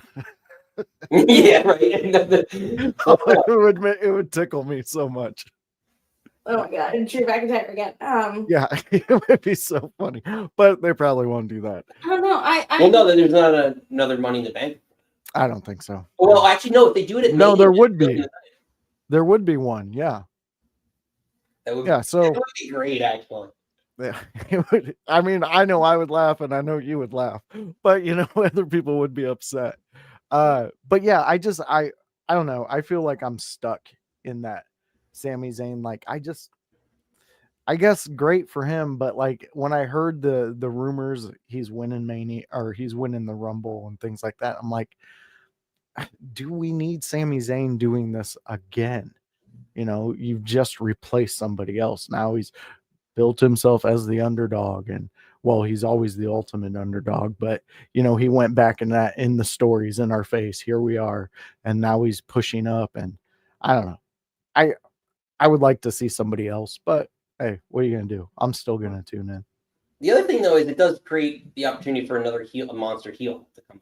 a younger monster heel. I don't know. True. Maybe Obafemi comes up from NXT and they make him as a heel. I don't know. I'm just saying someone like that they can bring along, and then again, it's cyclical, right? So it's just kind of Okay. Yeah. Okay. That's something we'll have to just. I just feel like they revisit. were playing the J. Like we just saw like this kind of maybe upper mid card guy that nobody saw coming to win and have a big baby face win. Like you're just gonna redo that again with Sammy. Yeah. And debatable, is Jay more over than Sammy? I guess everyone does the woes and then everyone does the eat. And everyone does the Olay. That's a good question. Oh, I don't know. That's a topic for another. That could be something to visit. Okay, so real quick. Yes. So my favorite festival's coming up, Riot Fest in Chicago. It's 3 days of just amazing music in your face, just killing you. But it's amazing. So I would like to ask you guys, let's say we're having Nick and Nikki's Warp Tour. You guys get 4 bands to pick, headlining 4 stages. Who are they? Of all time or like current? Yeah, Or like, this is your guys' tour. So whatever you want on that stage. I'm getting the original Dave Matthews Band lineup. No one deceased. Leroy. We'll work on that, but yeah, we can get that. Dave Matthews was the first band I really, really loved. I love Dave Matthews, and they're tremendous musicians. Hey, they're great. That's like 6 years, more than that, but it hasn't been the same. But yeah, like Nick loves a good jam band, and I can't. Nikki, who? I know. Well, firstly, that's why I said like I had this in my college dorm. I had this photo of Robert Plant, and he had a beer in his hand and like a dub in his hand, and it was like so hot. And I was like, I would like to go back to when like the 2 or 3 came out, like that era of like Led Zeppelin. Would be my jamborees. Yeah, like that would be my headliner. Like Guns N' Roses. Also, Robert Plant, girl. Okay, me, in their prime too. You would definitely have Axl Rose coming out during a Zeppelin song and singing. His voice. Yes, he would. I guarantee you, if that happened, if we could make this happen, Axl Rose would come out during the song. I can see it. Yeah. Okay, who's your last band? I mean. So wait, oh gosh. And our music is so different. That's a good one. I don't know. Because like I feel like I get the jam band, I got the good like rock band that plays like all the hits. I don't know. Who would really I got the icon. Yeah, like would I go with? I feel like Clapton would be like you can't because he's such a great guitarist. Like you can't go wrong. Or no, you know what? You're gonna have a lot of soccer moms at your festival there, Nick. Yeah, and I was listening to Hendrix, but then I was like, I don't know if I could listen to that many Hendrix. You're gonna get Buffett out there too. No, I'm so different. It's a happy hour. Honestly, I'm gonna throw this out there. Me and Ed's missus saw Alanis Morissette do Jagged Little Pill in its entirety, and it's probably one of the best fucking concerts I've ever seen. I could see that being a she was great like concert. a girl from the 90s. Like even like Jagged Little Pill is a phenomenal album. It's the best. Like you're pissed off. It's the best fuck you album ever. She sang that album in its entirety, and it was like so good. I would love to go like feel that live again. Yeah, that's fair. Solid picks. I like that. Also, I would go to the festival. I saw Weezer, which was incredible. I can go. But you wouldn't see Dave Matthews at my festival. I would go and watch them guys. Yeah, I'd probably take a lot of substances during that set, but we'll like talk about else. that later. It's a party. Exactly. As long as there's no RVs and overpasses, I'll be cool. Exactly. Josh, before I let you go, where can everyone find you in that awesome interview you did yesterday with Bill Gertner? We are part of the In Your House network. That is house spelt with a W. So come join us. You can find us on all the social medias. We do a Monday show. We do a Wednesday show. a Thursday show, and also a Sunday show. I also do a Saturday show every once in a while. It's all about conspiracies, nothing about wrestling. So you might not be interested in that, or you might have a fun, weird time with me. Who knows? But anyways, just come support us, come be a part of it. We got our stuff on Brainbusters T. You can find us anywhere. IYH are the letters, and usually we pop up. Well done. Josh, Sir. pleasure having you. As always, we'll catch you on the flip side. On the flippy do side. The flippy do side. The- Oh, man. Our connections are. The flippy do. No, his You did a his flip, ship, you did a his ship flippy just blew do. away.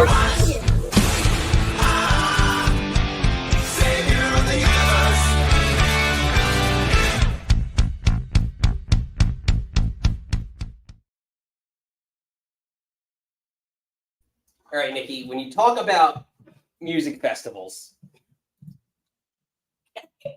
well, you talk about music, he was throwing it, it's like throwing up a bat signal. Oh, There's only basically every concert I've ever seen has been with his voice. so let's bring it in. We need to know what's in his head. Yeah, Darby Allin sucks.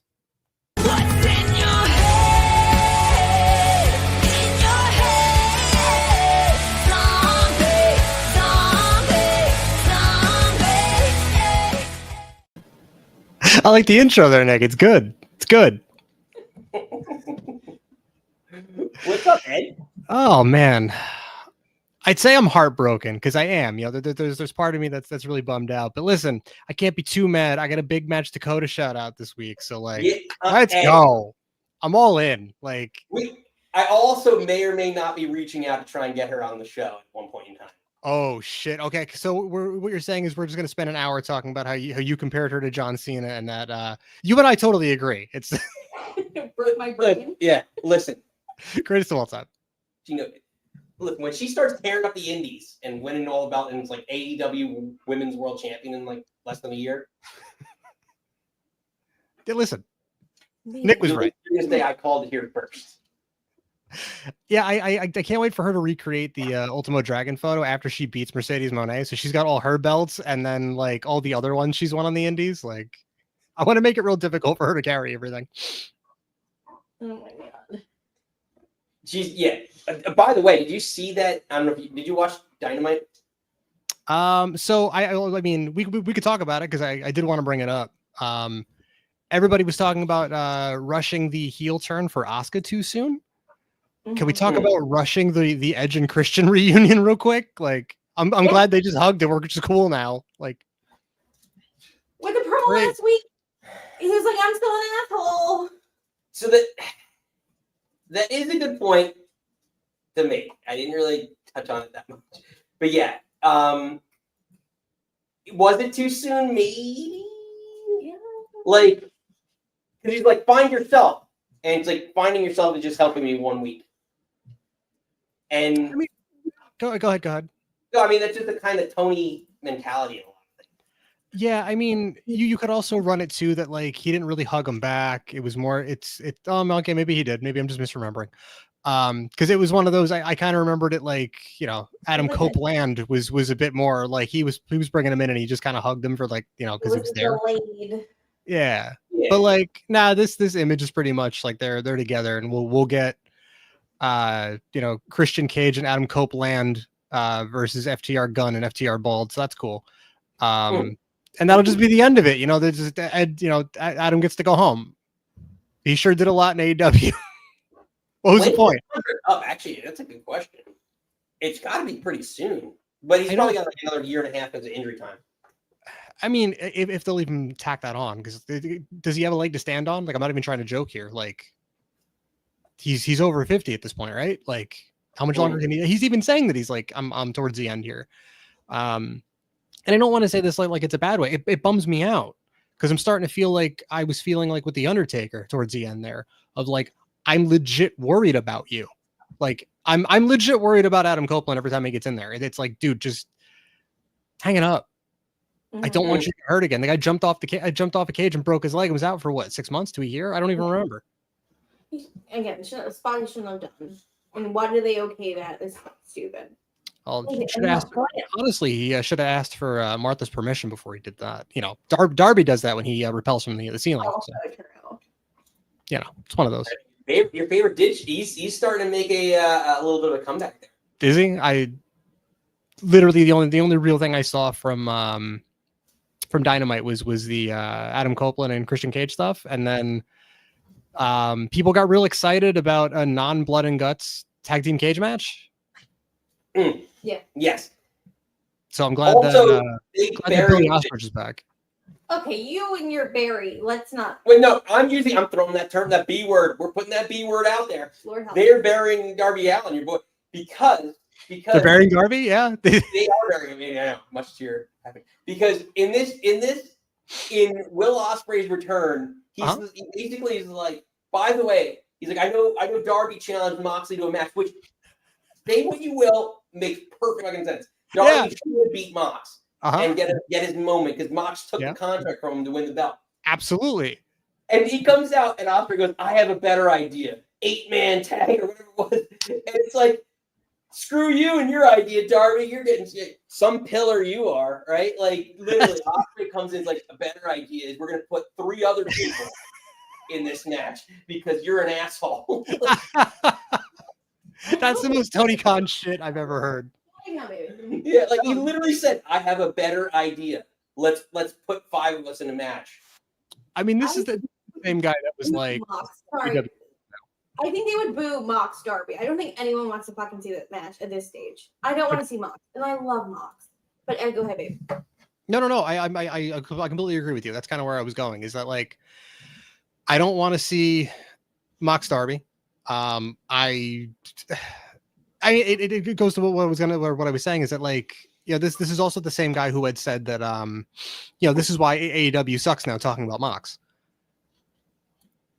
It's one of those, I'm like, okay, are we just trying to pivot to like just get away from Moxley in general? Because like I feel like that's a dumb thing to do. That guy's been your workhorse every time you need a credible champion, you throw the belt on that guy. Mm-hmm. Right. Like that like John Moxley's been the champion what, like 12 times at this point, and like just because they keep needing transitional champions, like I don't know. Yeah. I mean, I feel like AEW is a mess in general.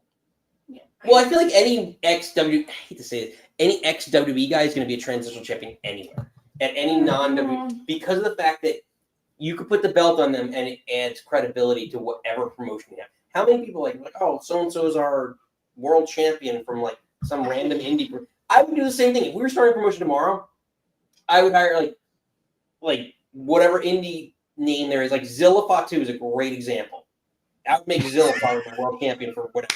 Like he's just a big. Nikki's super excited about Zilla Fatu, but keep going. Well, no, he's on a rise, but like someone. Okay. I'm trying to think who just like. Shout outs to Fourth Rope, by the way. Like if Cross's price tag, right, theoretically wasn't as high as what everyone's talking about, or any of those people could add legitimacy to your independent or semi-professional promotion. You don't think how many times people bring in like ex-WWE guys to an indie show all the time? No, I agree. I think Mox is very different. I feel like he was so over Vince McMahon and the creative that he had. That he was so excited. Like him coming back, him being John Moxley again was so fucking exciting. Yeah, absolutely. He came and did the paradigm shift to Omega on the champs was so huge, and he did the thing like he was breathing fresh air. Like early Mox and AEW was so good. And that was 2020. To me, I don't think he's the WWE guy you pull in case of emergencies. Like John Moxley's AEW. He's one of the guys in the back. He's helping the kids. He's doing things. Like to me, he's not like the ex-WWE guy that came. Like that's Edge to me. He came in. He feels weird in WWE. That's not Mox's vibe. And I think, but that's Tony's break in case of emergency. I don't know, like all the shit with Punk and whatever, let's Mox come in here. Mox is the veteran. Mox knows what to do. But I think at this point, we pulled that lever a little too much. Again, huge John Moxley fan, and I know you are, but like, I need him to step away for like a month or two, maybe a little bit more. I need him gone for longer, honestly. And not to cut you off, and not to cut anybody off, but like, I agree 100%. Seeing him show up and just be John Moxley, being the guy who cut that promo, and I forget if it was after a CZW show or what it was, but he's like caked in his own blood, right? I think it's him and like Drake Younger's blood. And it's like he's all dried out, and he's holding the fork that he was stabbing him with, and he's smelling the interview lady, like he's smelling her hair and just going on about how she smells like the inside of his mom's purse. Like he's just a fucking creep, right? Yeah. Like it hit the entire cadence of everything he's saying is completely off. Seeing him come back and be that guy for at least a little bit, I was like, fuck yeah, we're in. Like he really does feel like a completely different person, and he feels like AEW, like true for better or for worse. Yep. And it's one of those, it's like it's almost like he's got too much creative freedom. Because like the Death Riders should have been awesome. Like the mission statement of like, we're the fucking shit and everybody needs to step the fuck up. And like that should have been the mission statement. Like you don't get to see the world title until somebody beats me for it. The problem was the whole thing was like overbooked, and that wasn't the emphasis. I don't feel like, at least I feel like that was the story they were trying to tell. Yeah. Because they have the good stories. It's just about the execution, and I feel like they don't execute it well. Because again, I think Death Riders should have been cool as fuck. And with a month in, we're like, this is not. This cool. sucks. Yeah, this is awful. I hate this. Get this off. Like, even with, Go. I was like, again, agreeing with you. Like that mission statement was cool as fuck. Like, get on my fucking level, and then you'll see the belt. Like, I want to rise all the boats, all the ships. But that's not what happened. No, like, because it was immediately Orange Cassidy, and it's like, this is the fucking like. Yeah. We're doing it for AEW. He's gonna try. You fucking better. You fucking better try, because this guy's gonna stab you with a fork and then let you on fire in the parking lot. Like, yeah. And then Baby Garcia, which again, I'm hoping he's still in a couple of years. He's on the ups, but like, yeah. No, when I'm in better shape than you, there's a problem. Like, and that's the thing. Like, Moxley came back looking like a fucking superstar. Like, this guy was like chiseled out of granite. Yeah. Like he looked like a pro wrestler. Like he looked like everything a pro wrestler should look like. And you got Daniel Garcia coming out there looking like a skinny fat line cook. Yeah. Yeah. Like, and I hate saying that. I don't want to body shame anybody, but it's like, guys, I'm watching a show where people make mean faces in their underwear, and like we pretend that stomp punching is a real martial art. Like, I'm suspending my disbelief that an undead wizard shoots lightning and also runs a cult with robed figures, and has a brother who controls fire. Like, yeah, give me something. Just give me something, like, please. It's not hard. Just look the part. That's all you have to do. Well, that's a bit. Hey, what else are you thinking, Ed? What I'm thinking is, I really want a Taco Bell sponsor for the WWE so I can get El Chalupa Cabra. I don't care if he's teaming with El Grande Americano. I don't care if he's feuding. I think this is a great gimmick. I think you should give it to Omos, but you don't say that it's Omos. You do the same thing you're doing with El Grande Americano. Give me El Chalupa. Omos Americano. Cabra. Yeah, I'd honestly 100% be so down for Omos El Grande Americano. It's not even funny. I mean, he was a ninja. Yeah. We can make him. We could just do it. It's fine. I don't care. Like, it's fine. Yeah. Give me El Chalupa Cabre versus Cappuccino Jones for the WWE ID title. Like, right now. I don't care who's in that mask. All day. It's so stupid. I love it. But yeah, it does get whoever's doing it is getting over. Whoever in that gimmick is getting over. Like, I don't know. It's crazy, but the El Grande Americano gimmick is getting Ludwig Kaiser more over than anything he could have ever done on the main roster. I don't want to ever. You never did a thing. They're burying Ludwig Kaiser. It's gonna be good. Oh shit! No, guys, I have it. I got it. So listen, I get that like everything that happens is burying LA Knight, right? But what if? And hear me out. What if you put the El Grande Americano gear on LA Knight? I think that gets him over. El Grande, yeah. Oh, huh? Baby. Yes, cover up that mud with a mask. Like, just El Grande and LA Americano. Yeah. Like, throw the honestly, like, just throw the gear on him, but have him cut the same promos. See these shoes? Shoes of a champion. See this mask? Shoes of a champion. Yeah, like shoes of a champion. and then then he's got the shoes of a champion, and then Bronson Reed just fucking packs and smokes him, and then steals his shoes. Yeah. I gotta disagree with Reese. I don't think Bronson Reed should not steal shoes. I think he should steal more shoes. I think that should become his gimmick.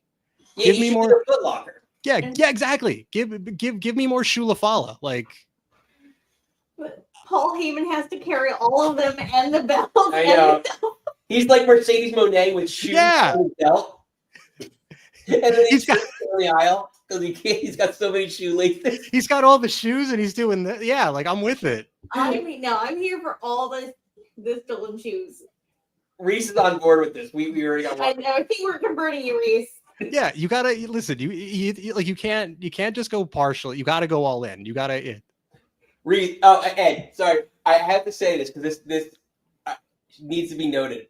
Reese. So I was on Reese's show earlier. I was reading in his chat, and Reese was talking about our show, and he was graciously promoting us. And he's like, he's got these callers. He's got one guy that hates Darby Allin, and he goes, and then he goes. Not only does he hate Darby Allin, but he's also the manager of a faction. The Three Amigos! Yeah, the most naked. Honestly, Tyler Bates is the most naked man. Look at him. But they're all now Americanos. The three nude Americanos. I'm with it, honestly. Like, give them both the gimmick. It's fine. Make Omos their third. Getting over. They're Do getting it, over. Cowards. You won't. I honestly love that. Like, I'm the guy who hates Darby Allin, but like, I legitimately like don't like Hulk Hogan. Oh, I appreciate it, Reese. Thank you. Yeah, no. I mean, I just like keeping the same energy for Sex Pests. You know, I think it's fair. And everybody forgets the whole Me Too thing. He was like literally just like, I texted Tony and it's fine. What do you mean? Yeah. Yep. He was married to Gigi. I was going to say Gigi Allen. I'm like, that's wrong. Gigi Dolan. Dolan. Yeah. Well, they were. When we were on the Jericho cruise, we saw them. Where were we? What island did we go to? Nassau. We saw them together, like in Nassau. But like, yeah. He was skateboarding in Nassau and like, I don't see dragging her. That's aggressive. But like holding her, like, I'm sorry. You're gonna skateboard and hold my hand as we walk down the street? No, thank you, sir. I thought we were riding a bike. Almost riding a bike. I don't know. It's weird. I just run, catch up. I'm going so slow. Dragging is not the word. That's not the word. But like, basically, he was like skateboarding and like holding her, and I was just like, no. The idea of skateboarding on a cruise is crazy to me. Like, yeah. Well, there's a lot of things that happened on that boat that were very confusing to me. Oh, too. Should I ask? No, just people watching was very, very amusing. Oh, should I ask off mine? You go on a cruise to people watch. We sit on the bar, get a drink, and all we do is people watch. It's like my favorite thing. Sounds good to me. Yeah. Well, get your missus on board and we'll go. All right. Speaking of going places, we need to figure out next weekend. We do. Yes. Yeah. Is she gonna come? I haven't texted her about it. That I don't know. That I have to double check about. But That I should be good. I should be free. We more than likely will be seeing me at Seaside Showdown 4. We just have to figure out the logistics. Ed, this is right up your alley too. You're like Indie Ed, almost Indie Ed. If I had one of the many nicknames, because everyone gets 7 nicknames. Everyone gets 7. Yeah. Listen, I'm here for it. Like one of the 4 iterations of your career over 15 years at WM's Nick's WWE, you would be Indie Ed. Probably like one of the early stages. Is my gimmick that I just run and gore people and then hit the Rhino driver like late 2000s or like I should say early 2000 Rhino from ECW? I don't know. And then just tell people they're just my promos are just yelling about how I'm going to kill their fucking family. I feel like you would need some play on words. It needs to be some stupid play on words. I don't know how that go over to life. The indignation. I was really hoping for the gore Rhino driver. I'm going to kill your fucking family. It's a good gimmick. Yeah, really good. I would love to have Rhino on the show. He'd be a fun one. Yeah, he seems like a cool dude. But yes, we will synchronize our watches for next Saturday. All right, real quick before my last shot, I was saying earlier, I'm heartbroken. I mean, I think it's pretty easy to know why. I don't know how you guys feel, but I 100% agree that like there's got to be a way to stop corporate, like just in general, just to stop corporate from sanitizing art. Like, it sucks. Again, like I mean, I've said it a million times on this show. Not everybody can be champion, right? Like, but you can't find something for that guy to do. Yeah. You can't find nothing. Like Okay. literally nothing. Like he was already knocking it out of the park with like, you know, every couple of minutes he was on. I don't know.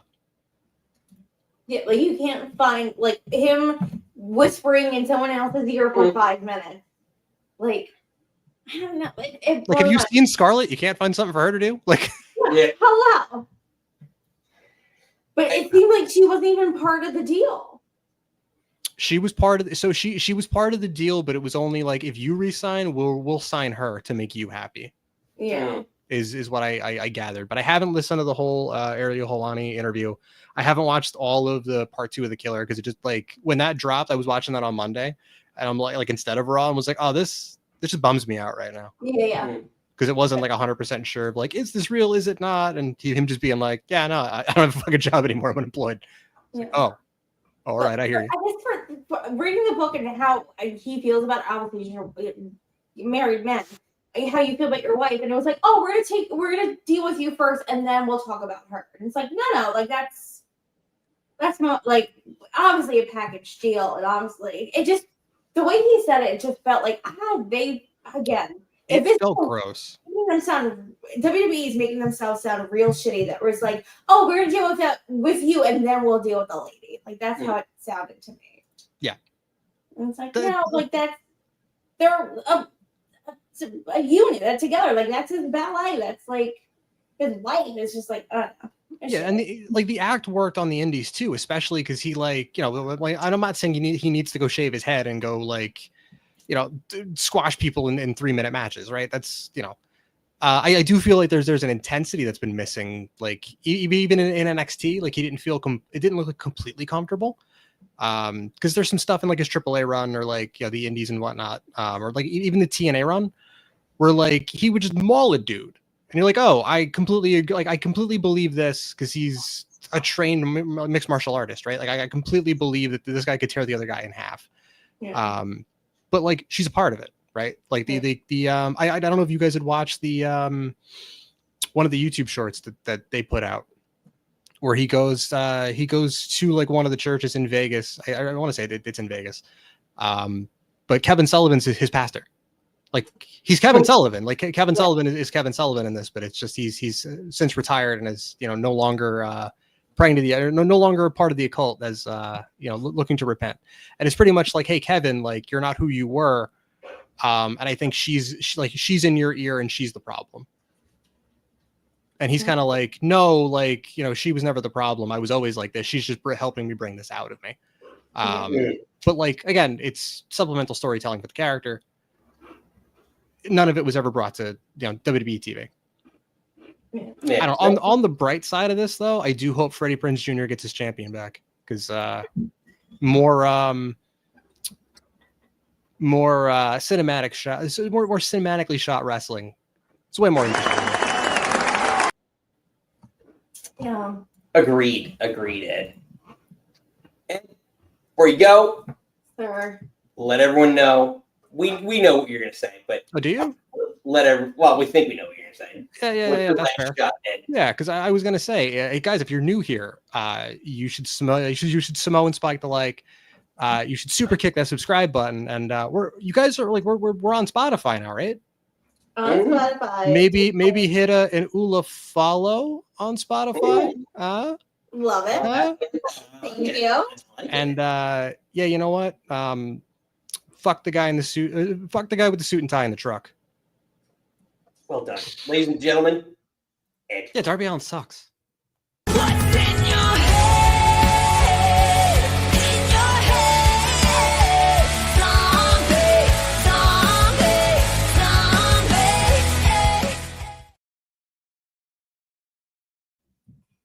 I literally cannot hear that song. I just hear Ed.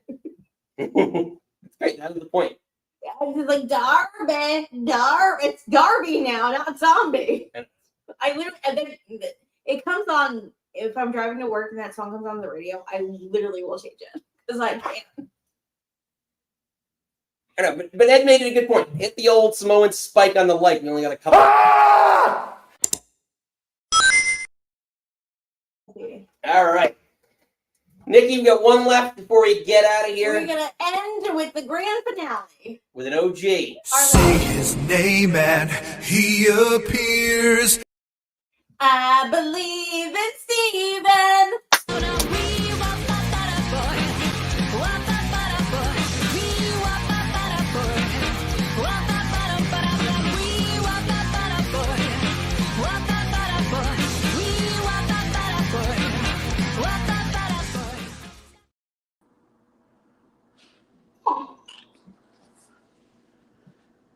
Yeah. It's the dream.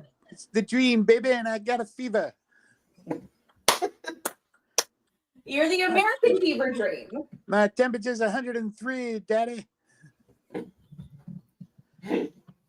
I need me some Gatorade and some fluids. Steven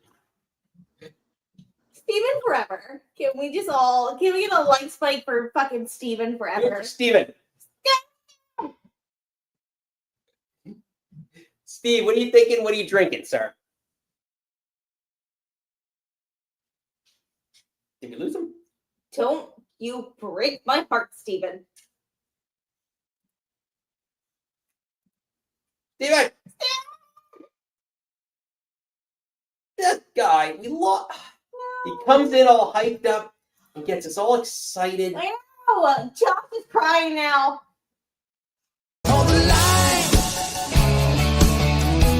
Love isn't always on time. Oh,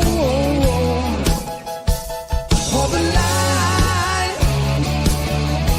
Love isn't always on time. Oh. What are you shagging out? Wasn't me, but not. Steven! Stop breaking my heart, Steven. Steven! This guy. Is he holding out? Unbelievable. We didn't renew his contract. I know, there's some contractual demands. I would give Steven all the money in the world. Steven! I'm so sad now. Steven, come back. Steven. Steven, come back. Cut it out. Get out of here. Can you put in the chat? Do you hear Steven and it's just us? In the chat, if you hear Steven, let us know. Everyone wants to hear your beautiful place. Unmute, mute. Unmute. Let's try it again. Technical thing with Steven. Yeah. Yes. Steven, we're going to have to pull you out and pull you back in or something. You're breaking my heart. Unbreak my heart. Say you love me again. Undo the hurt that you caused when you walked out the door and walked out of my life. Well, let's give him a second to correct it. Well, let's pause for some station identification. This is WWE Hall of Famer Fred Ottman, and you're watching Nick Club Wrestling Happy Hour. Yeah.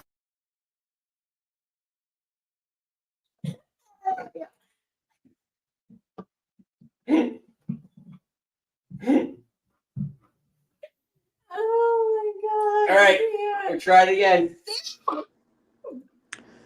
Well, I wasn't doing anything. All I did was refresh the page and seemed to do the trick. What did you do? All I did was refresh the page.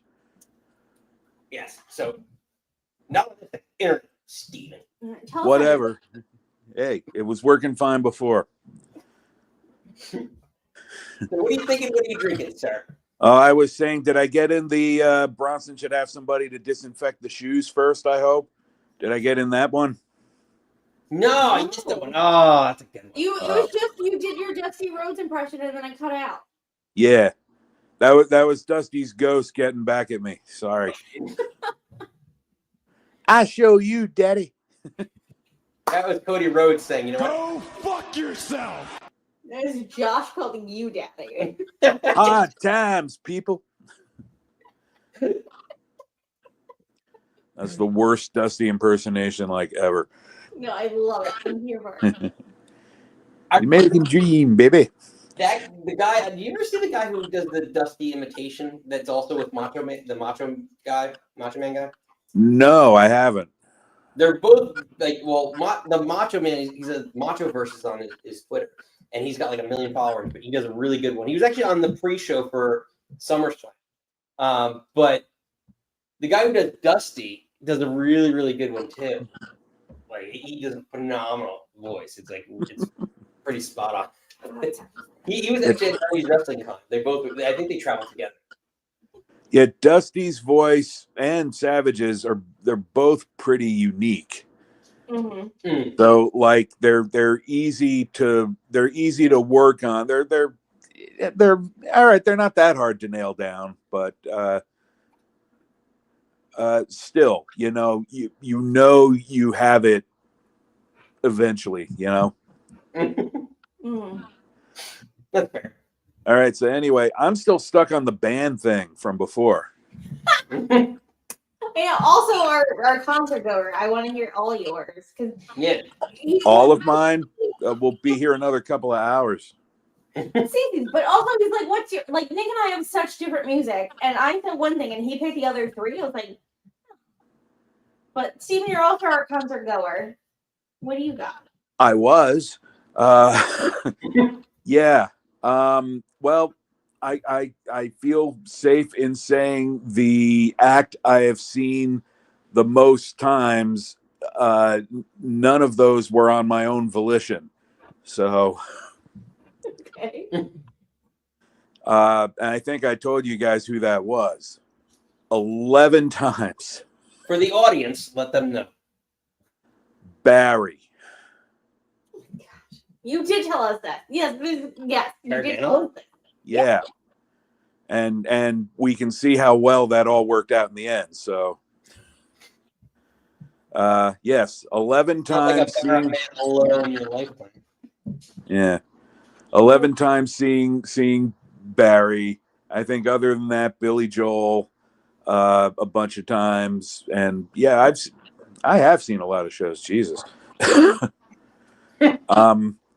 But if we were to pick for this festival, what was the thing? It has to be acts we haven't seen, or at least iterations of acts we haven't seen. Any 4 acts, and then Any 4. Oh, okay. Original lineup of GNR. Okay. Yep. I'll take the Use Your Illusion lineup with Matt on the drums instead of Adler. Yeah, I'll take that. Yeah, either or. But the rest of the lineup intact. Okay. Original Sex Pistols lineup. Oh. I would what I never got to see them. I think when they imploded I was 7. And and then they I don't think they came back around here on a reunion where I could see them. So I would want to see that. Oh, geez. The Beatles, for my aunt who saw the Beatles at Shea Stadium back in the day. And she could... Like, that's what I was thinking, like, old school. Like, my father was obsessed with Zeppelin. Like, I have his old Zeppelin records. Like, that's something that I was like, I don't want to see now, because I can see now. But, like, take me back to the 60s, 70s. Like, that's what I want to see. Yeah. I mean, I was raised on that music when it was new. And now it's classic rock radio. So I remember when this all first came out, when I was just little Steve. And it was before the Steven X. Before, yes, long before the Steven X. Before all the Steven X. When my hair was only slightly less white. Exactly. And probably for the last one, I had forgotten about Zeppelin. Yeah, I would probably want to see that. I was thinking I was thinking staying true to my heritage and going with the Rat Pack. Because who had more fun than the Rat Pack on stage and off stage for that matter? Yeah. But you had more fun, period. yeah, the Frank, Dean, and Sammy, come on. We were at Nick's mom's the beach house again last Saturday, and all of it was Sinatra after Sinatra after Sinatra. Yeah. And if you try and play anything else, War games. War games. No, that sounds about right. The shrine to Frank. That at least one household in any North Jersey Italian family would have. Yeah, that was us. Mm-hmm. Right next to the plastic wrapped couches and the raised velvet wallpaper. Oh dear. All right. Anyway, wrestling. The show is about wrestling. We should talk about wrestling. Okay. We haven't brought up the Bayley promo. I'm curious to see where this is going, because at least in the promo she was taking full responsibility for everything that has gone on recently with her and her misfortunes. And I'm hard pressed to think of a heel character who did that rather than blame everybody else. In fact, Snitsky specifically said it's not my fault. That's a fair point. So I don't know where they're going to go with this, or even if they actually are going to turn her heel. Hopefully they don't go back to the ding dong character, and they make her some other kind of heel. I don't know. She's got my interest on this one to see where they're going to go, because I don't know of any kind of a storyline where they've done something like this. So it's at least proof that somebody's doing some thinking in that writer's room. Yeah. I do think this is the impetus of her having a heel turn. I think we need to find like a middle ground. Like, I don't want her to be like that ding dong hello. As much as it was fun, that ding dong hello heel. I loved like when she first came out and she gutted the Bayley buddies. Yeah. Like we need that more of a heel than her being like kind of like goofy heel. Yeah. Don't be the goofy heel, be the angry surly heel. Because you've talked about this in interviews before, about how things have been going for you lately, and again the whole thing of just adding a touch of truth to the storylines and the performances, and this potentially could be Bayley's version of it, and it could really end up coming off great if they launch off it the right way. I want her to give a rose plant to either Corey or Cole. You know what? I think I don't know about Corey. I think Cole would do it though. I think they both, because I don't remember. Jackson, Jesus, couple minutes.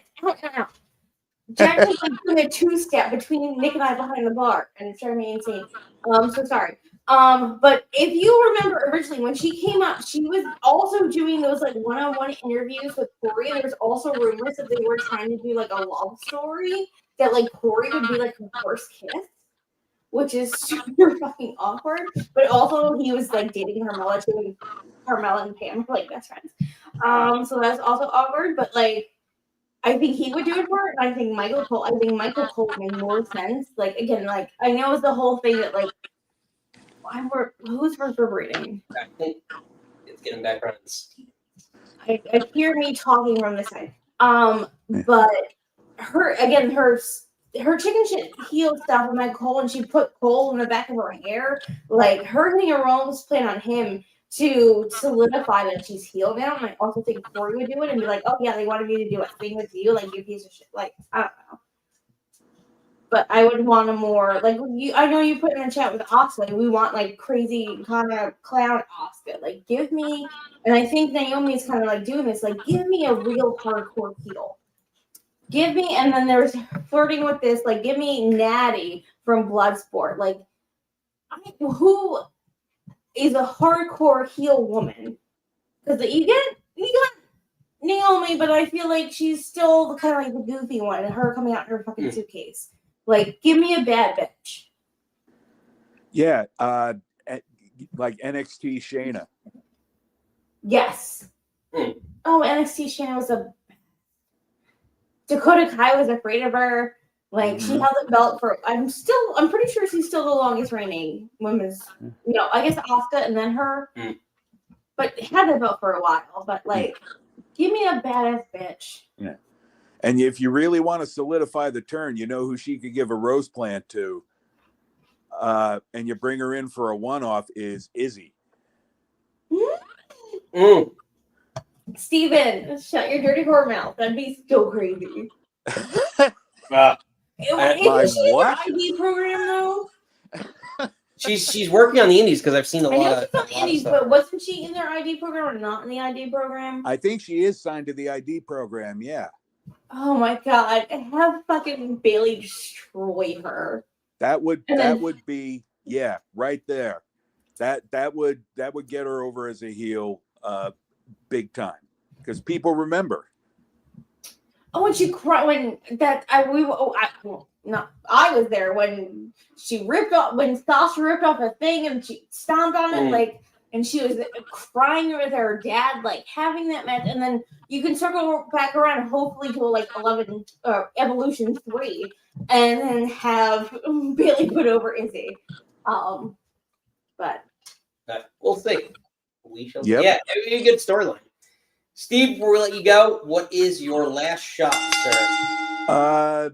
All right. I guess I'm not going to go too much into depth in this, but there's the talk. I'll do one aspect of it. There's the talk of moving Cena's retirement match, or moving the Saturday night main event that Cena's retirement matches. Yeah, Steven, if you want to do, I wanted to originally put that in part of Nikki's news. Steve, try it again. Steven. But I think when I mess with his mic setting,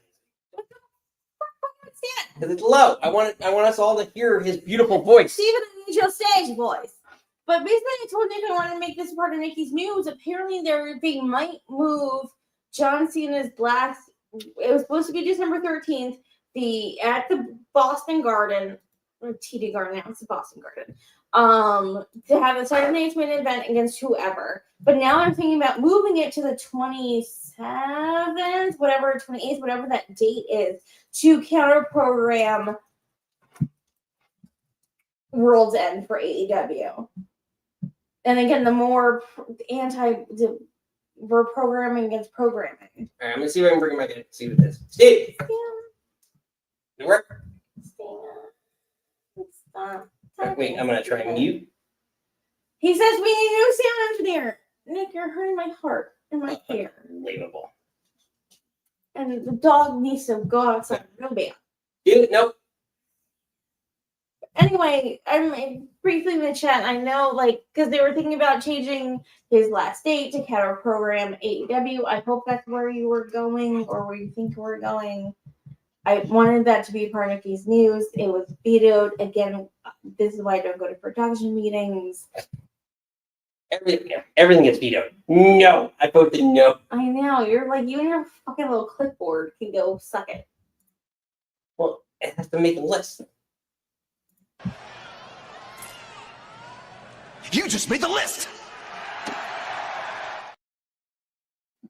I'm trying to bring Steven. One last time. Yeah. I might have to, I think I have to boot him from the studio to do it.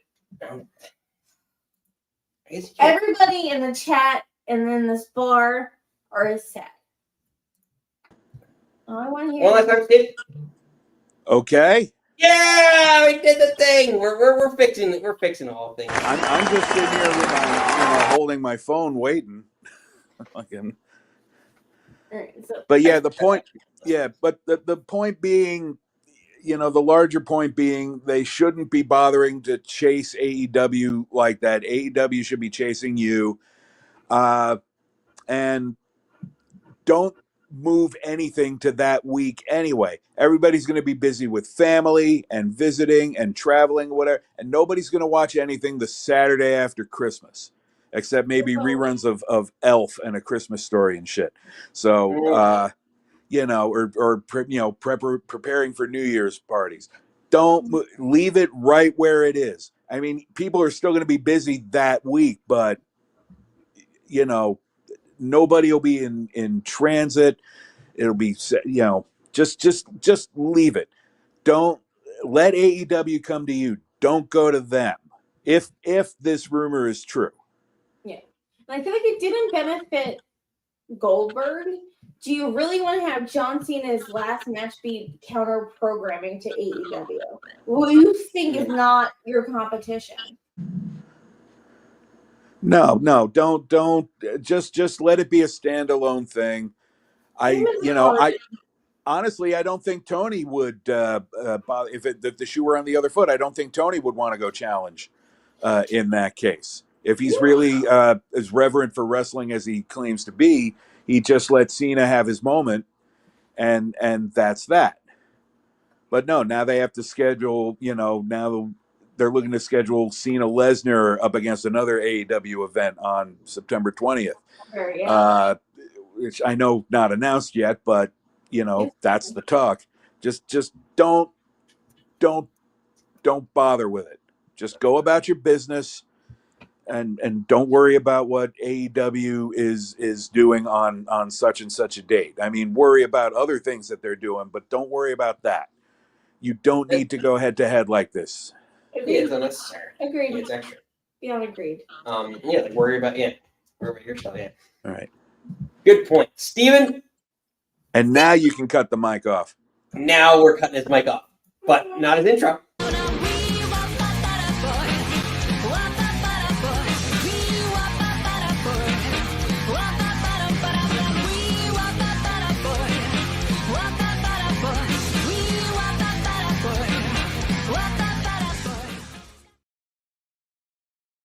Steven! Even technical difficulties, we get him in. I still love you immensely. Chris B chiming in the chat. Welcome in, Chris B. Hey, Chris, Nikki Ed. Smash the like. On your way out, A+ Pro Wrestling. Appreciate it. But yes, on your way out, we will let Triple H take us out. We're going to be here next Friday. We've got an action-packed weekend next week. Because we got to cover, we got our show Friday. We got a Saturday special at the Beachcomber in the Jersey Shore. And we also got to cover AEW Forbidden Door. Also to do a football draft for 12 teams in my house. Nothing to do with wrestling. Unbelievable. But yes, a lot to cover next weekend. So a very big action-packed Nick Club weekend for you all. Hoping you can all join us then. We'll let our not-so-CCO Triple H take us out, as he always does. Thought we had a spectacular event tonight. Very excited that so far everybody seems to have come out unscathed. You know, banged up, bumps and bruises, but nobody seriously injured, which I always hold my breath on these events. You want to see people have the best outing that they can possibly have and make memories, but do it safely. And we were able to do that tonight. Thank you. All right. Another night without incident. Ladies and gentlemen, you do not have to go home. But you can't stay here. Get back.